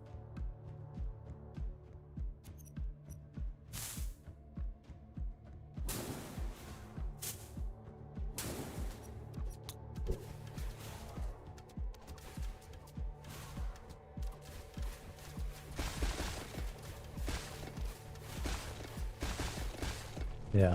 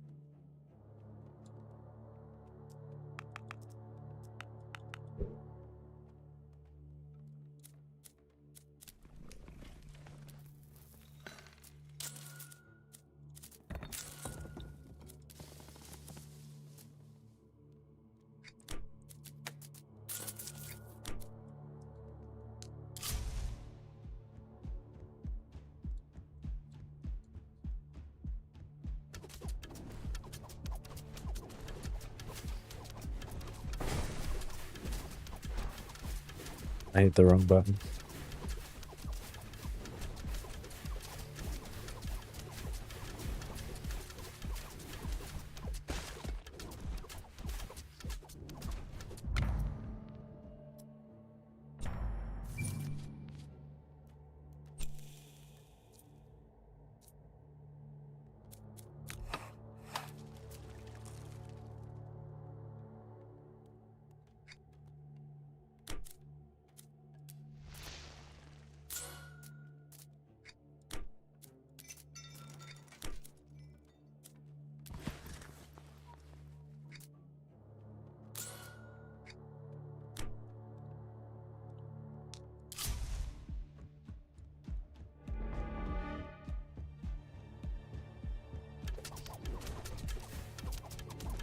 Might not be doable with current DPS.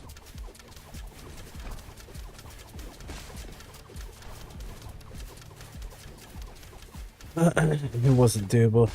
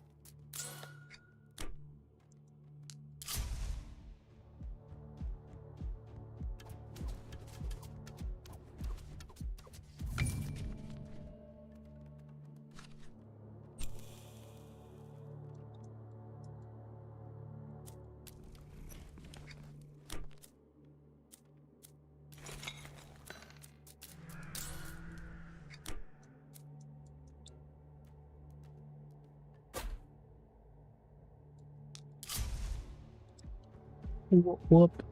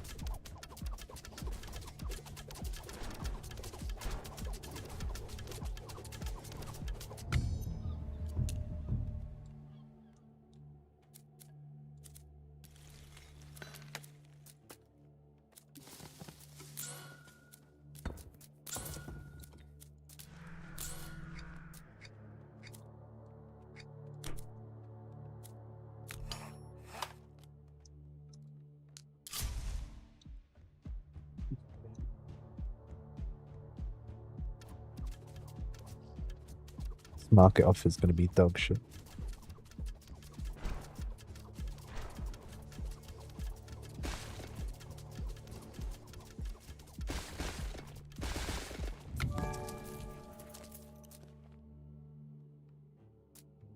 Maybe not.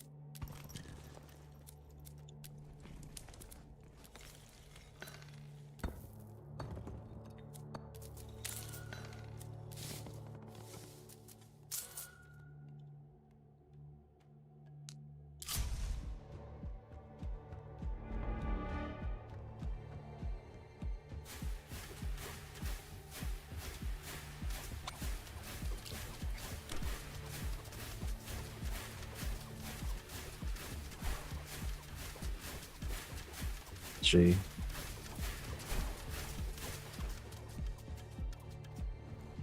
Oh my god, he didn't get him. I should have saved my stuff for that. I could just kill him.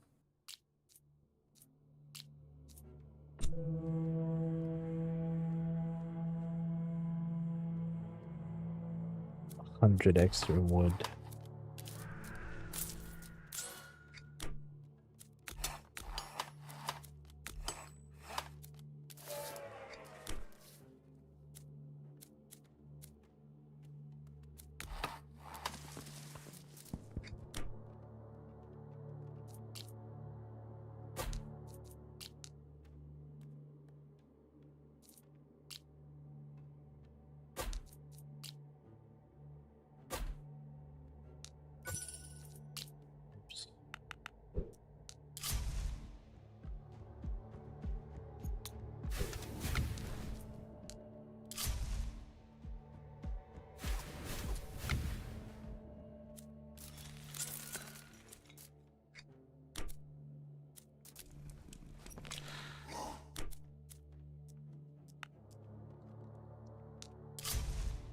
Keep forgetting to do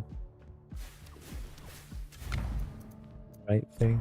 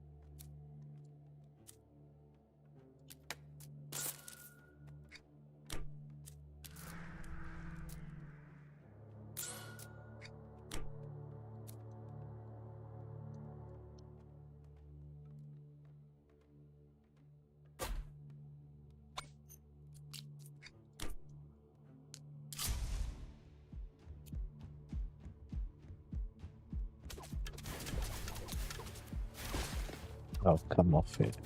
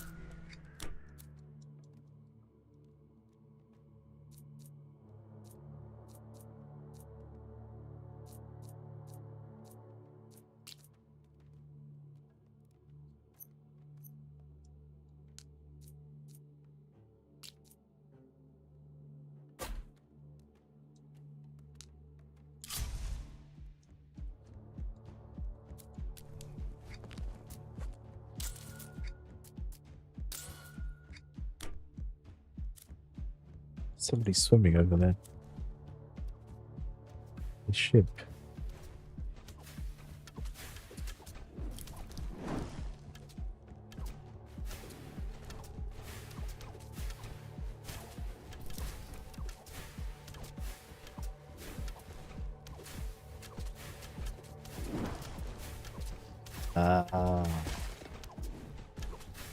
Hit the field.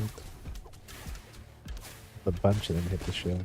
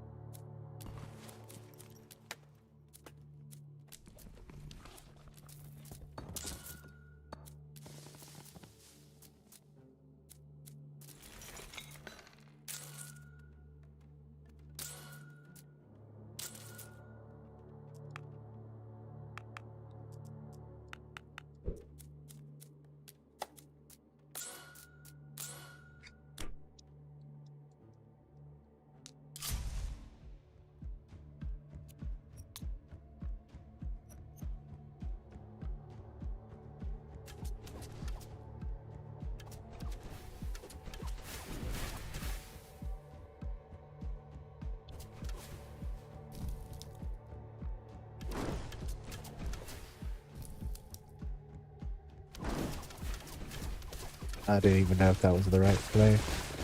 Obviously not, because they just went straight through it. I think I'm focusing too much on the wrong thing every time.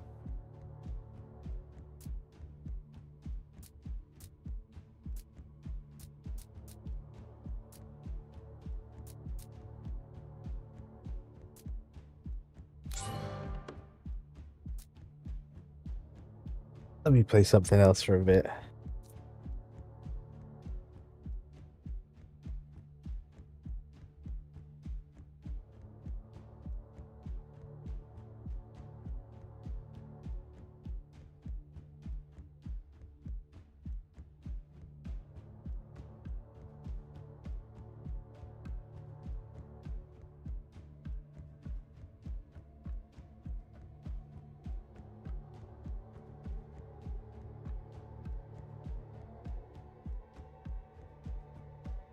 Pizza.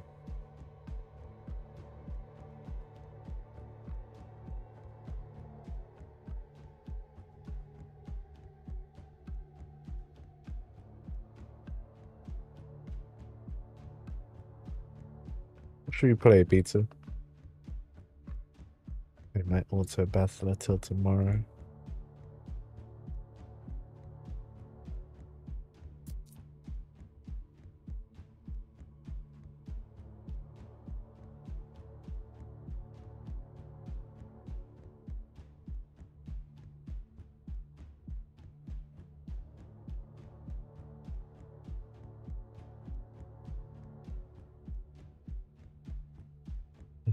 Waxing price.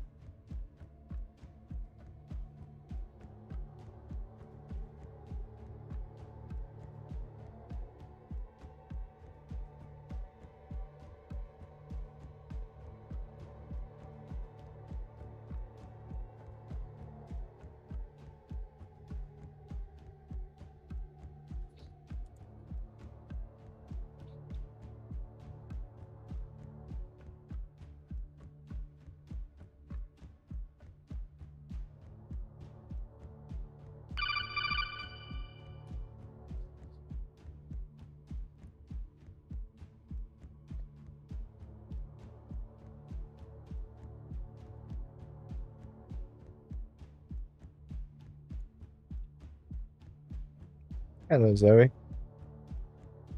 Thanks for the follow.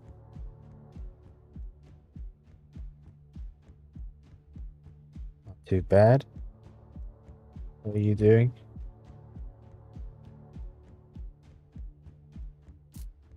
One more run. We meet again.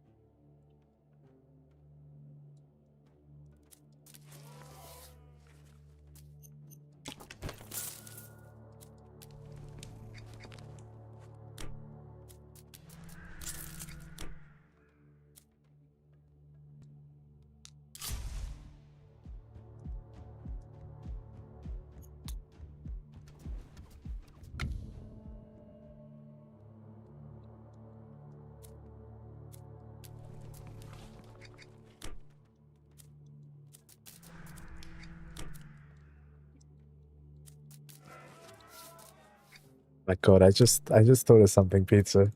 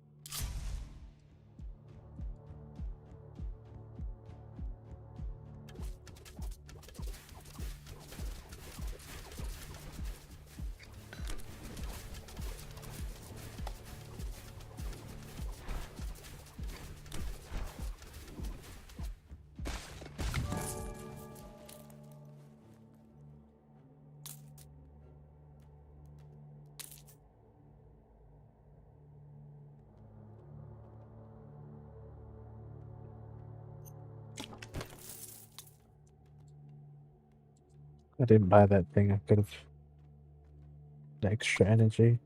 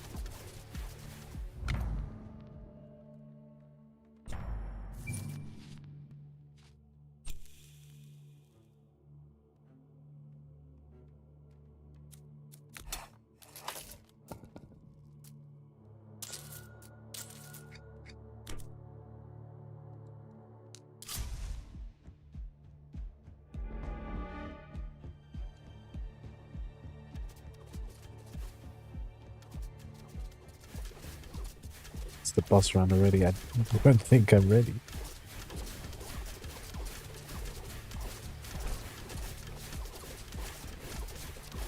Through again, isn't he? Gotta get more damage up there. Let me stop playing this because just losing the plot.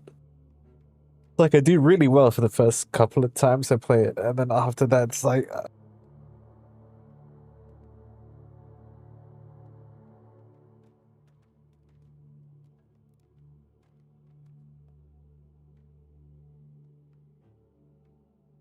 I hit into the plat realm, obsidian realm.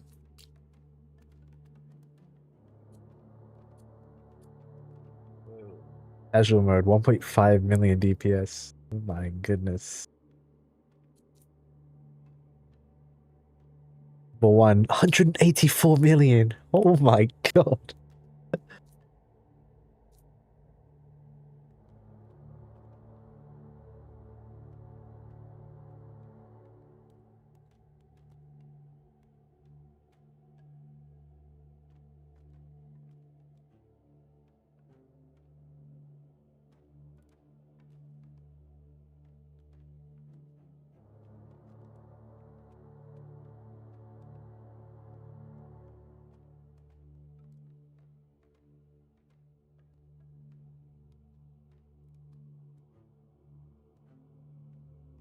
Oh, it will do for a bit.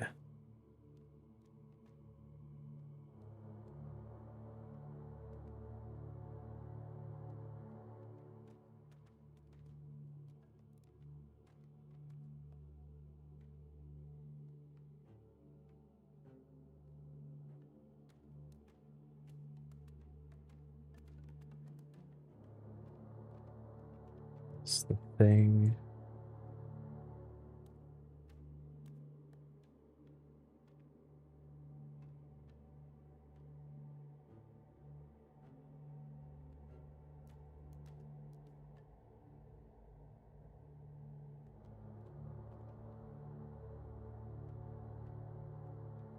I don't think I can do.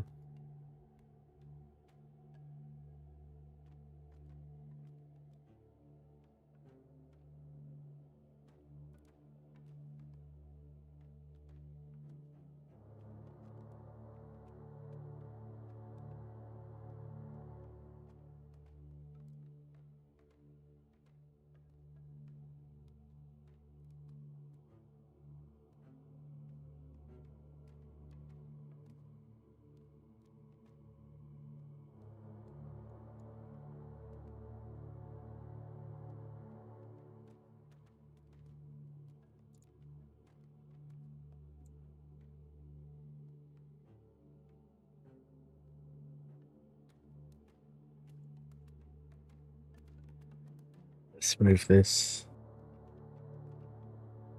Game Director on Path of Exile 2. Welcome to GGG Live. Well, it's been a little over 3 months since we launched Early Access, so it's about time for our first major content update.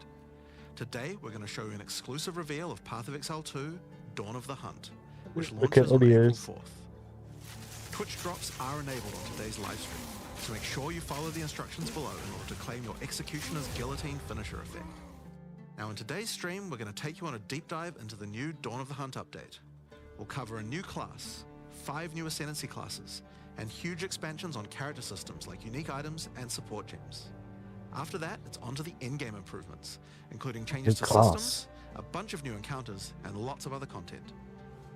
We're going to finish up today with a live Q&A session where Ziggy D will ask Path of Exile 2's game directors, myself and Mark, your questions from Twitch chat. Now we have a lot to cover today, so let's get started with a trailer for Path of Exile 2, Dawn of the Hunt. Okay. We as Mary are guided by the Spirit.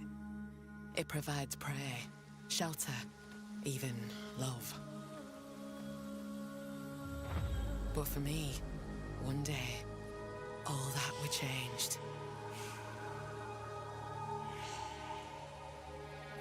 The Spirit, it showed me something. Something forbidden. And to defend all I loved, I used it. Oh.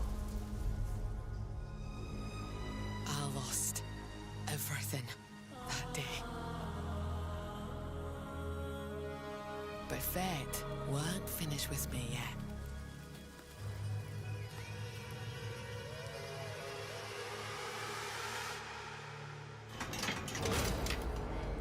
I'll right the wrongs I've done. I'll do what I must, no matter the cost. I will hear the Spirit once more.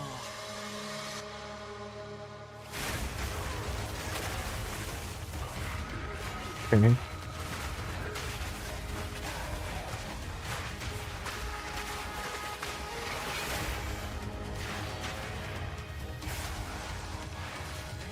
I can do blood sacrifices.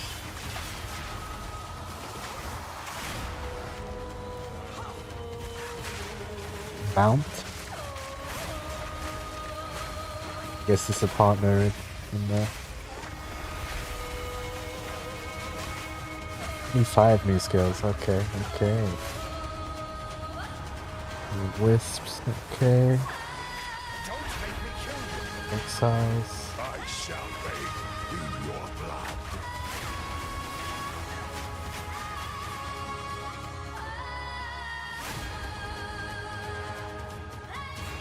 Newest class, Ascension classes finally. Maps.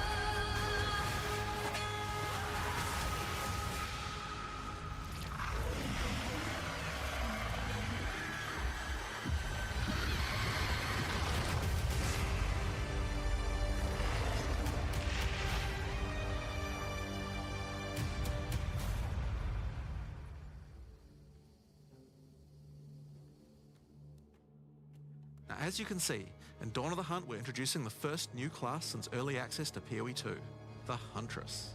The Huntress is a spear-wielding Asmeri warrior. Born into a society with strict traditions, she was exiled from her homeland after using the power of a skill gem to defend her village. Okay. As a dexterous The spear power of a user, she skill. specializes in both melee and ranged combat, dashing into and out of battle. Spears have extended range and a short dash, but unlike other melee weapons, you can also throw them. In order to make a hybrid ranged and melee character work, we had to do a lot of thinking about ways to make it fun to both enter and exit melee range.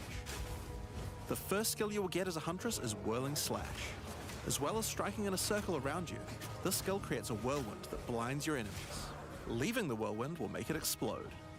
The more Whirling Slash is used, the bigger the whirlwind, and the bigger the explosion. Once you're out of there, you'll want to follow up with something ranged. Whip your spear around to shoot twisters towards your foes. These twisters bounce off walls and can hit enemies multiple times. You can also throw twisters inside a whirlwind to shoot out extra tornadoes that do way more damage. In her offhand, the Huntress will usually want to hold a buckler, which allows you to do a new skill, parry. While holding down parry, your character will counterattack any incoming attack from monsters near you, stunning them. In addition, the monsters will take extra attack damage from your follow-up strike.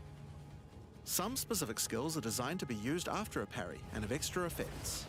Disengage is a skill that does a quick jump back, damaging enemies in front of you, and it can be used to interrupt other actions, like dodge roll. If you use it against a parried enemy though, it causes an explosion and gives you a frenzy charge. Just be careful. If you parry too much, you're going to get stunned and possibly killed. You can combine this combo with whirling slash.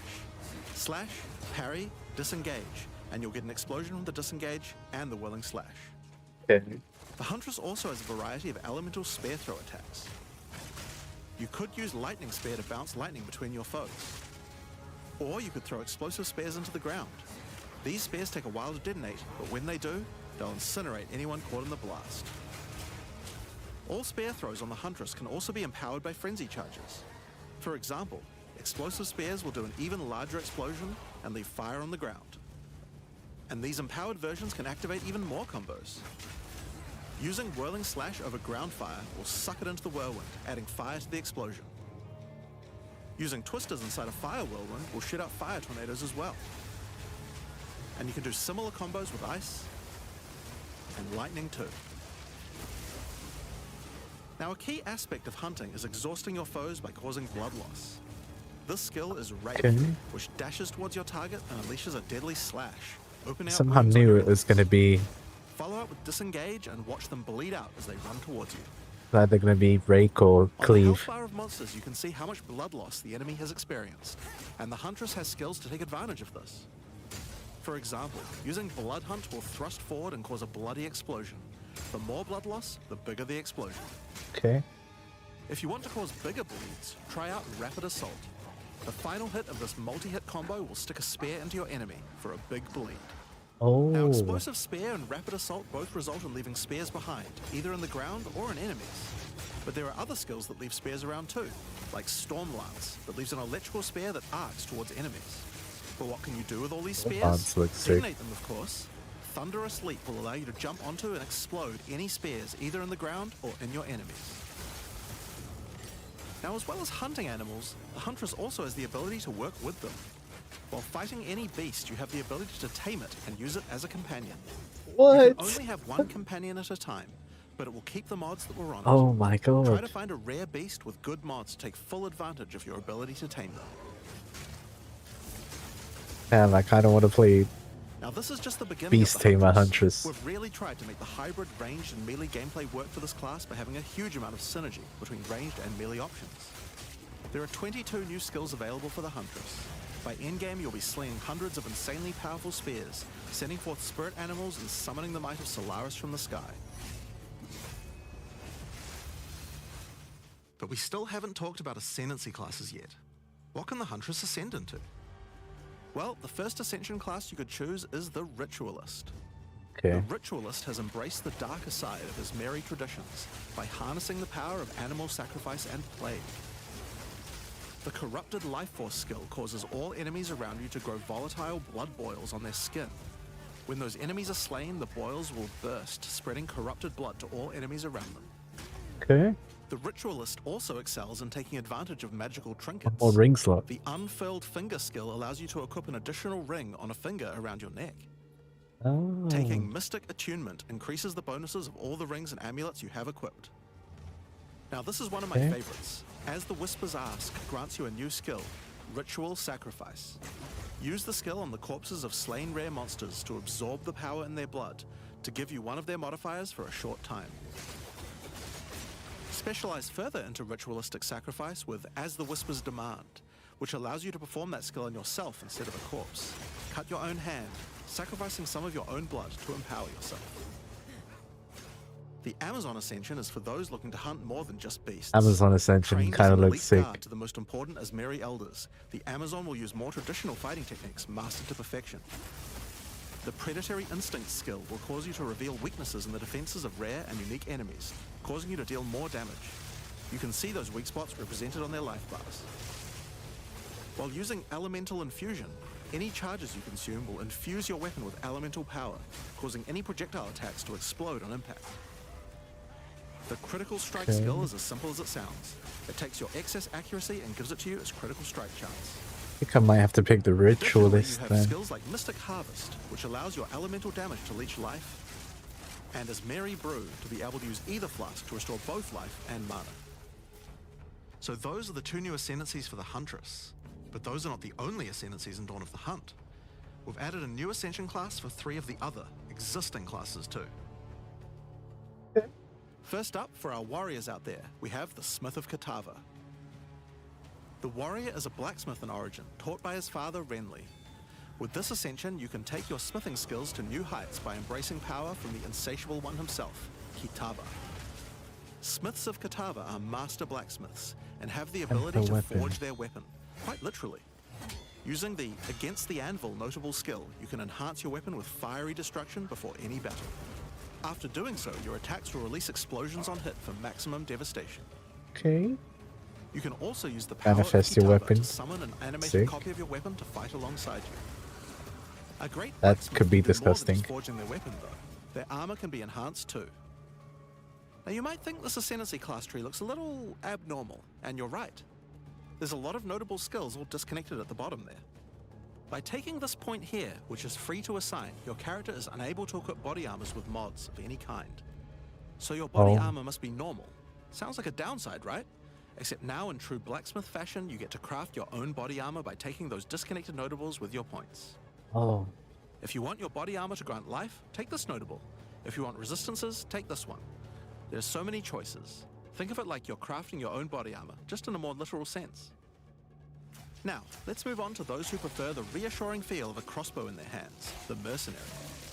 Alongside the existing so third ascension classes, the ascendancy. Gemling Legionnaire and the Witch Hunter, you can now play as the Tactician. The Tactician is a former Blackguard elite. Free from the duties of a Blackguard, he is able to use his training to decimate the monsters of Rayclast and earn a healthy income doing so. This training comes in the form of various skills like Suppressing Fire, which causes all projectiles to pin enemies. When combined with the Right Where We Want Them notable, your pin not only stops your enemies from moving, but stops them from performing actions too, similar to Freeze. With a soldier's training, the Tactician also works well cooperatively. Using the Whoever Pays Best notable, you can place multiple banners at once. The Watch How We Do It skill gives a portion of your weapon's damage to your allies as well. But if that isn't enough, you can also command your army of off-screen archers to unleash hell and carpet an entire area with arrows. Finally, Witch players will be able to join their legions by becoming undead themselves. In Dawn of the Hunt, we're introducing the Lich Ascension class. Damn. The Lich is a master of chaos and curses and could sacrifice her life to enhance her energy shield. The Crystalline Phylactery skill allows you to nominate a jewel in which to contain part of your soul, massively increasing its power. Oh. There's just one downside to splitting your soul this way though. If you have no energy shield, your mana costs will shoot up. The Necromantic Conduit skill causes you and allies in your presence to have unholy might, granting extra damage as chaos damage. Rupture the Soul makes enemies you curse explode with chaos damage when slain. Dominion over Flesh allows you to apply an additional curse. Okay. Affect hex-proof enemies Safe as to well. say you'll be the true master of the occult by choosing the Lich class. So Dawn of the pretty Hunt has the decent. Huntress and 5 new Ascension classes, but it doesn't end there.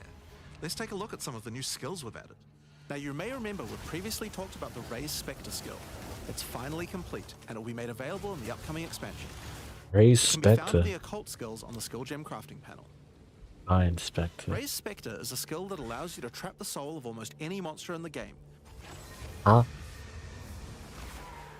which you can then summon in the skill panel. Oh my god. Spectres cost spirit and will revive automatically if they die, but the spirit cost varies based on the power of the monster.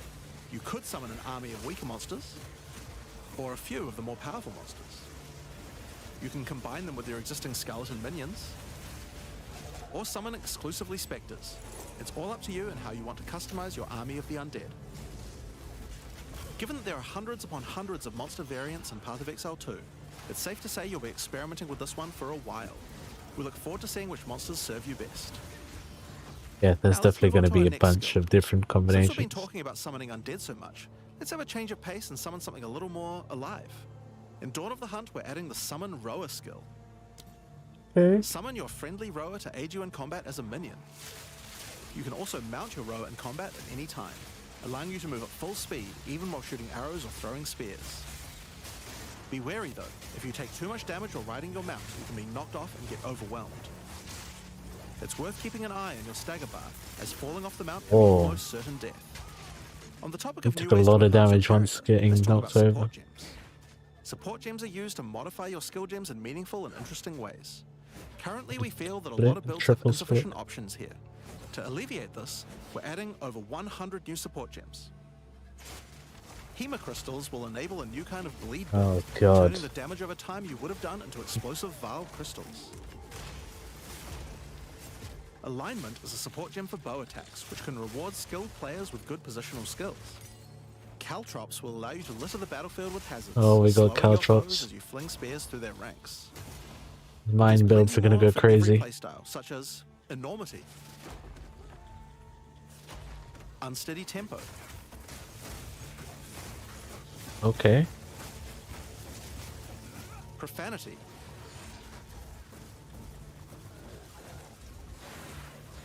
retaliate,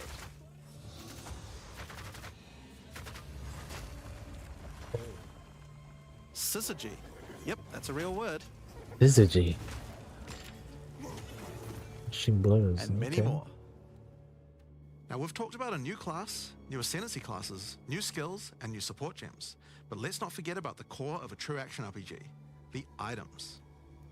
To start with, let's talk about uniques. We're adding over 100 new unique items. This time, we've made sure to add uniques with a focus on mid and endgame tiers to make sure there are more exciting items to find for higher level characters. Let's look at some examples. Embrace your inner devil with Chernobog's Pillar. It grants you a large amount of fire damage based on your block chance.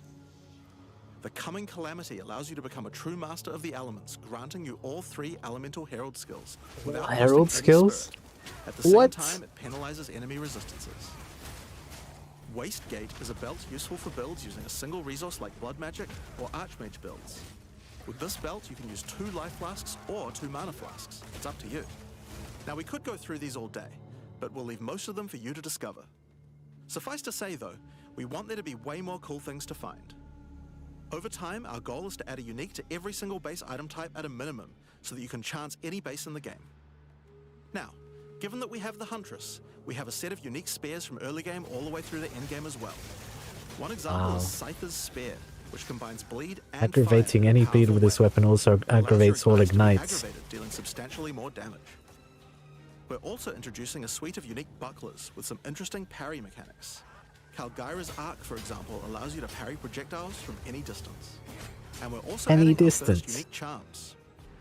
Bayra's Anguish will not only protect you from Ignite, but will also emit a devastating fire nova whenever you do get ignited.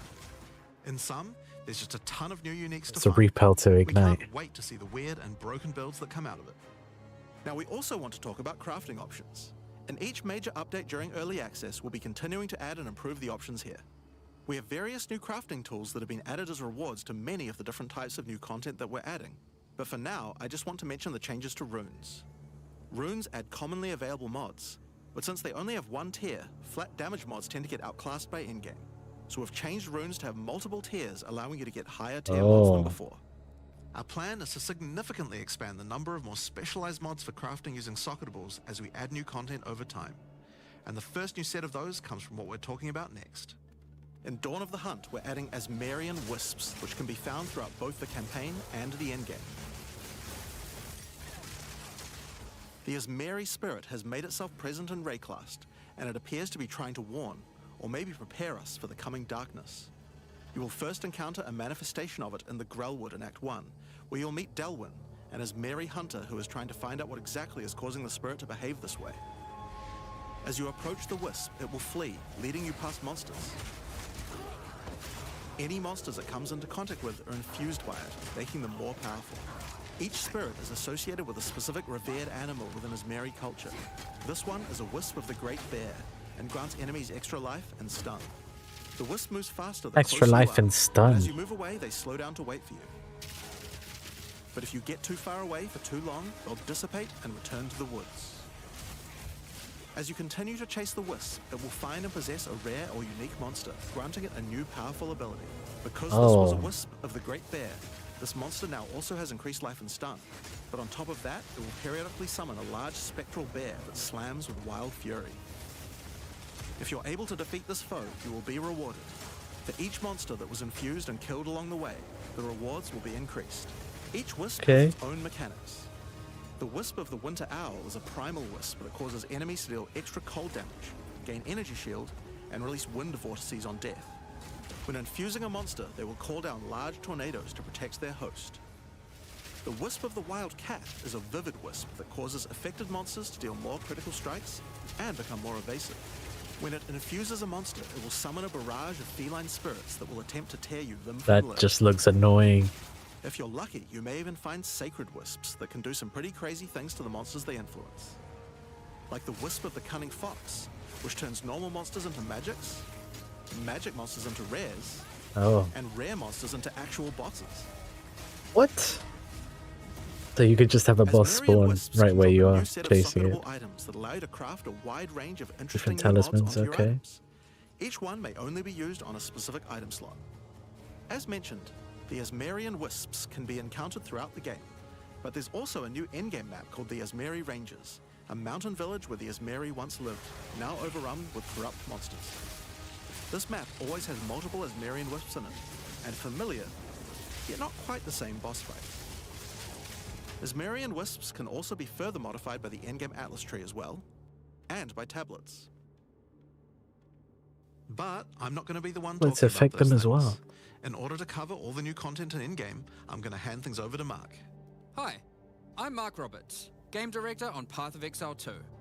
There's a ton to talk about with the endgame today, so let's dig right in. Path of Exile 2's early access began with a brand new endgame, and it was clear that it needed a lot of work. After absorbing your feedback, we're ready to make some epic changes. The first thing is, we just need a lot more content. In Dawn of the Hunt, we have made sure to focus on increasing the sheer number of interesting and different encounters you will randomly stumble into as you explore the endgame. And the second goal is to smoothen the progression through maps and reduce the amount of annoying busy work. To start with, let's talk about the new interesting stuff to find.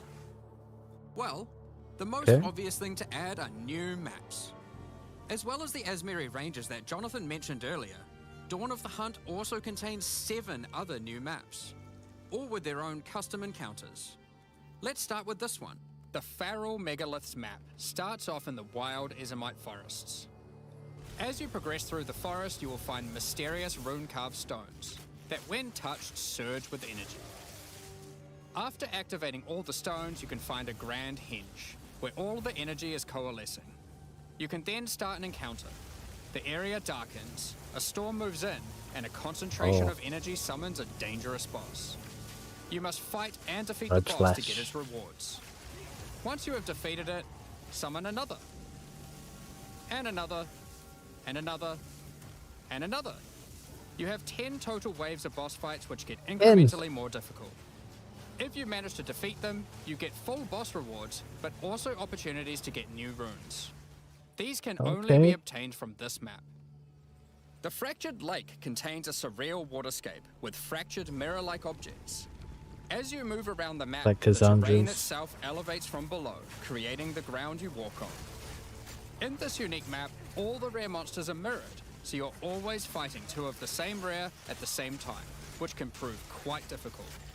If you manage to overcome that challenge and make it to the end of the map, you'll be presented with a broken mirror, a powerful altar-like object that contains an item within it. The item contained within is a new base type, either an amulet or a ring, that can be crafted to have additional prefixes or suffixes at the cost of the other. The last unique map we'll show today is one based around the essence mechanic. You enter a crystalline cavern, and you will find a powerful map boss imprisoned in the center. It is surrounded by many rare monsters, also imprisoned in essences. By freeing and defeating the rare monsters, the essence they held will be upgraded to a greater essence and be added to the imprisoned map boss. How brave are you? How many essences will you add to the boss? Overdo it and you might lose everything. Underdo it and you might regret it. It's your choice. No regretty spaghetti. Speaking of essences, alongside visual improvements, you're now able to apply Vaal Orbs to corrupt the essences with a range of unpredictable outcomes. It could increase the number of essences, re-roll all the essences to the same type, or even upgrade the essences to greater essences. Okay.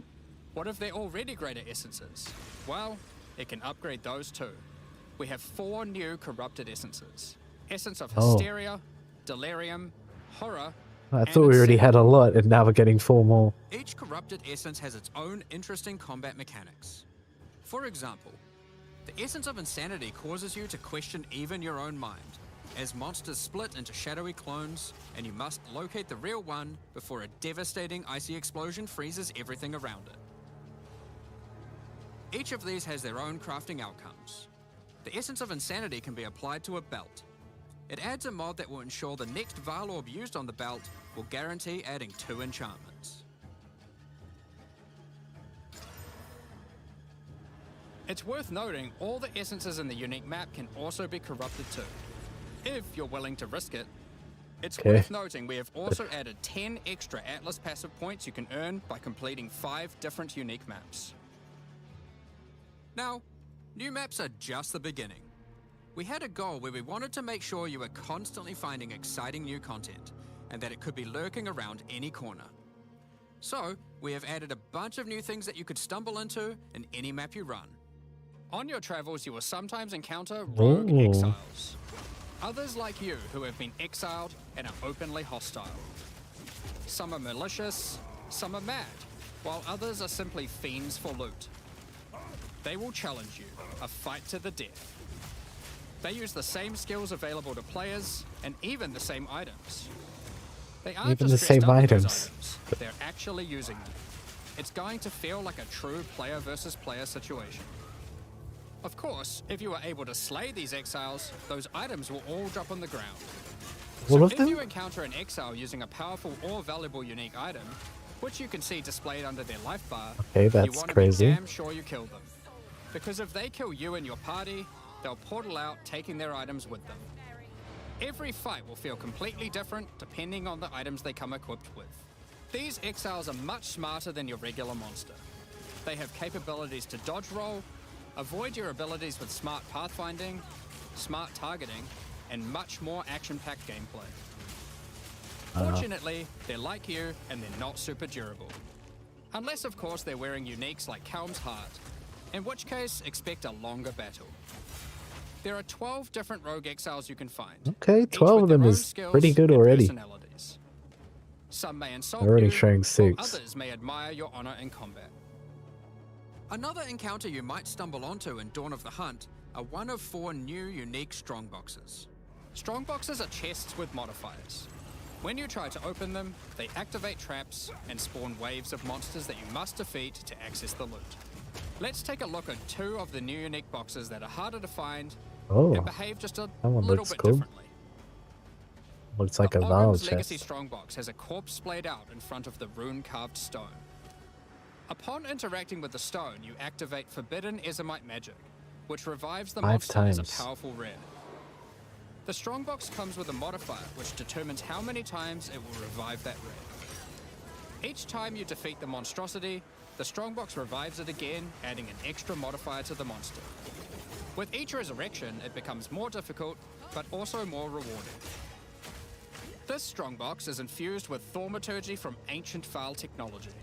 Eshel's Torment has a powerful artifact inside, and is guarded by chaos itself. Defeating the monsters will grant you a unique item, with a specific corrupted outcome. You'll have to find the other 2 for yourself to see what they do. Okay. Now, let's talk about the introduction to the endgame. Upon starting the endgame, Doriani tasks you with cleansing corruption to help restore the land. However, in practice, the quest objective just sent you on a grind to clear 15 maps. We wanted to make the quest to unlock your Atlas passives much more interesting. Now, Doriani is tasking you with a more specific objective. On the Atlas, you will find areas of corruption caused by the beast. In the center of each one, you will find a corrupted nexus, the source of the affliction. In the areas leading up to the nexus, you will notice that corruption spills out from slain enemies and amalgamates into powerful monsters. Corrupted maps existed on the Atlas before, but we've done significant work on improving these monsters. Okay. We've also done a full pass on the modifiers on these maps to What make happens them if more you're able to interesting clear and it more all? rewarding. You get better rewards, I guess. Once you reach the nexus, you will have a new task. Cleanse the source of corruption. Okay, there we When go. you defeat the last rare in those maps, they will spawn one of 3 terrifying bosses. Ash. Amalgamations of corruption itself. After defeating that boss, Doriani will come and cleanse the corruption for good.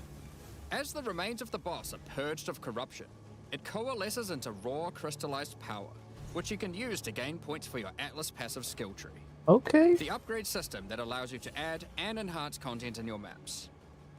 We didn't stop there though. When you complete a corrupted nexus, all of the remaining surrounding corrupted maps will become cleansed maps. Cleansed maps also have new monsters, a new boss, Okay. and their own set of modifiers and rewards, Whoa. including finding fracturing orbs by slaying cleansed enemies. These orbs can be used in crafting on a rare item to cause one of its modifiers to become fractured. A fractured modifier is one that cannot be modified by any means. You are able to freely modify the item, ensuring the fractured modifier will never change. If you get the right item with the right mod, it can prove to be a very powerful crafting base indeed. You must now choose. Do you complete all the corrupted maps and then the Nexus? Or maybe you beeline to the Nexus, complete it, and do all the remaining maps cleansed.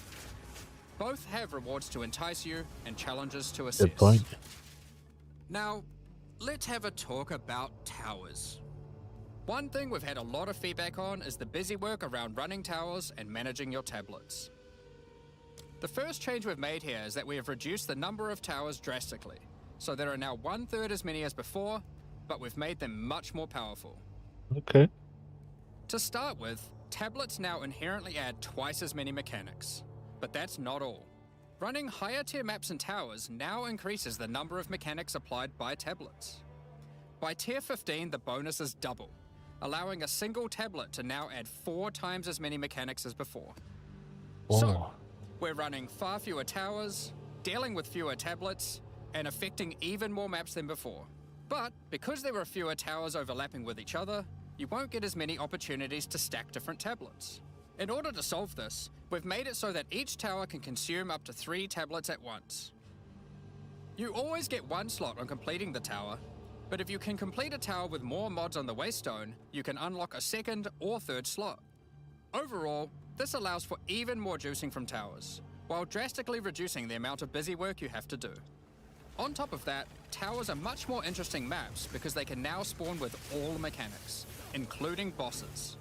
Each tower map has a new boss.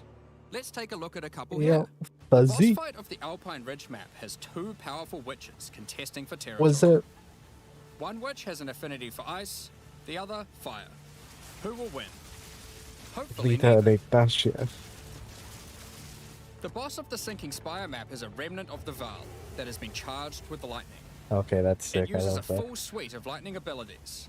But be careful. We didn't If know, any you of just got them back hit the from eating? surrounding constructs, they will power up. Nice Another thing that ramen. we've seen a lot of feedback about is sustaining waystones.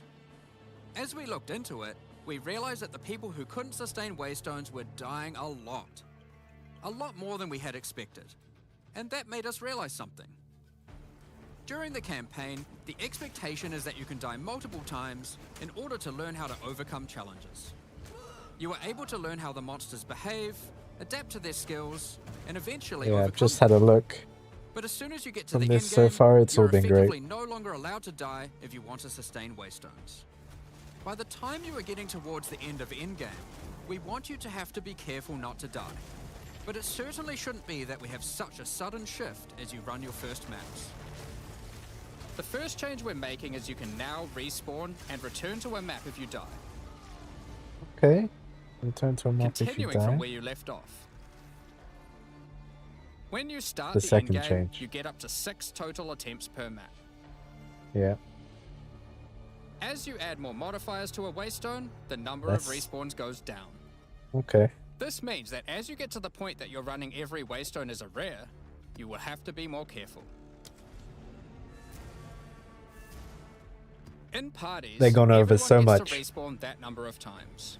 New class, new ascensions, But we still think it's important that you can kill a boss new in one go. mechanics. In order to allow that to happen, we've made a change so that once you start the boss You're better fight, off just watching it changes again, over to Fuzzy. the same respawning system we use for pinnacle bosses. This means that the map owner Like can choose 40 to minutes. respawn everyone at the same time. The 4th. Another complaint Next we've seen week, a lot of is Friday? players not wanting to do the pinnacle Next content week, Friday, I'm because pretty of sure. The experience 4th. penalty from dying. A change Yeah. we've made here is that all pinnacle content now no longer grants Same day as the experience, next but also Monster no Hunter longer removes update as well. experience on death either. Okay, that doesn't Dawn of the Hunt make also sense. brings the first batch of Twilight Whoa. Order reliquary keys from the early access New supporter packs. keys. These keys contain items selected by our supporters. They can contain any unique item found in Path of Exile 2. If the selected item is a pinnacle boss drop, then only special keys dropped by this content will be able to provide these items. Okay. For example, Hand of Zesht. Wisdom in action can only come from a key dropped by Zesht. We're also making a change that allows pinnacle boss uniques to drop at any difficulty. Rarer Any uniques will difficulty. be rarer at lower difficulties, but still possible to find.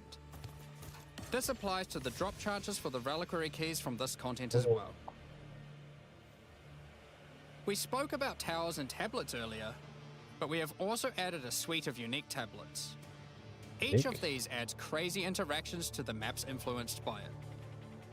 For example, this unique tablet allows you to run any map in a tower's radius without requiring connections, which can be quite useful for jumping gaps and traveling around your atlas. And this tablet causes all runic monsters spawned during expedition encounters to be duplicated, and weakens all expedition monsters that emerge from the ground. The Atlas you tree doing has tonight, also Fuzzy? been expanded, and you can find many of the new mechanics there, and improvements to existing Working. ones too. Now through this live stream we have mentioned quite a few new crafting options that we've added. New runes, corrupted essences, fractured mods and jewelry crafting bases. But we did have just one more crafting system to talk about. Recombination. Expedition was the only Fucking in-game yes. mechanic that was lacking a crafting system, so that needed to change. Recombination is is a gonna be mechanic good. that might be familiar to some players. It allows you to merge two items together, hoping to get the best elements of each on a single new item. This new crafting bench will be unlocked as you complete your first expedition, and requires artifacts found during expeditions to fuel it. The rarer the mods on the item you are combining, the more expensive the cost. That wraps up all the major in-game changes we're talking about today.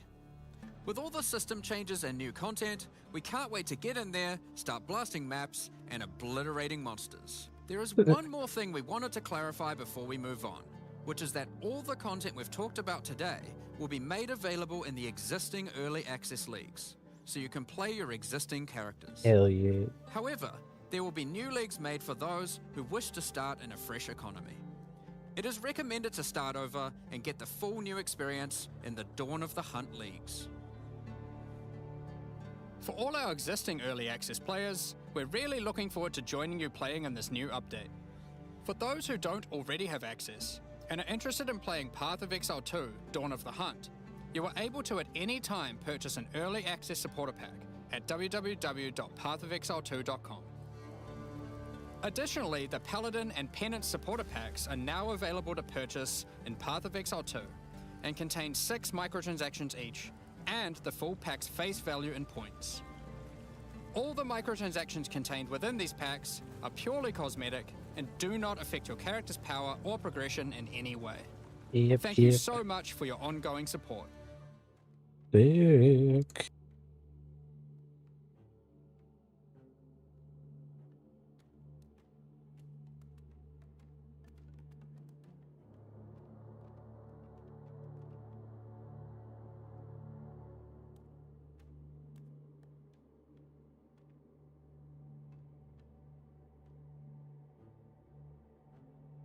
You see, there's going to be another Legend of Heroes game, Fuzzy.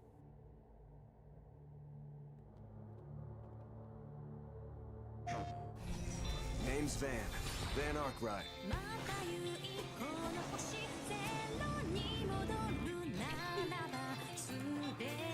Looks like the gang's all Guess here. you're more I'd say things just got a lot Tales more games. interesting. Legend of Huge Heroes is national right project alongside even- that, I think.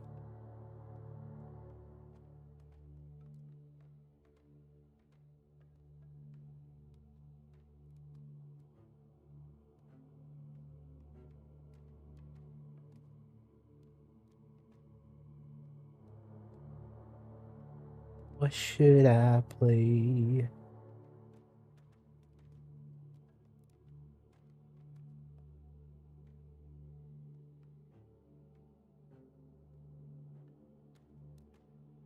Ow.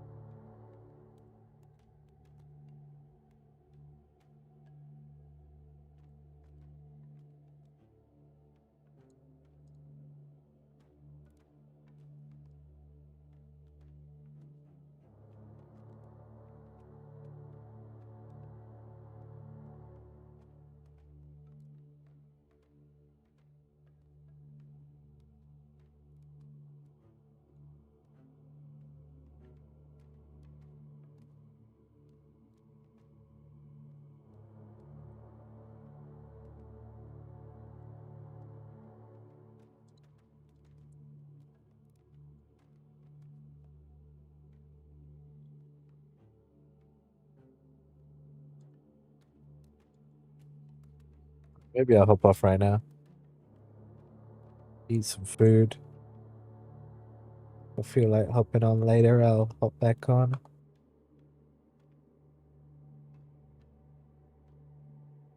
It's recommended. Is all whack. It has no idea what it's doing.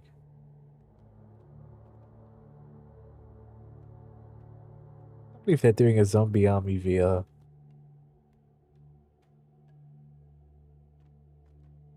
Cosmic invasion.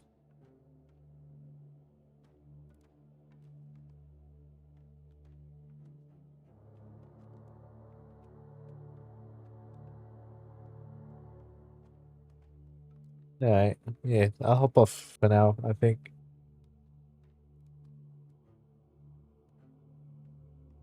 I can't really be bothered to play anything.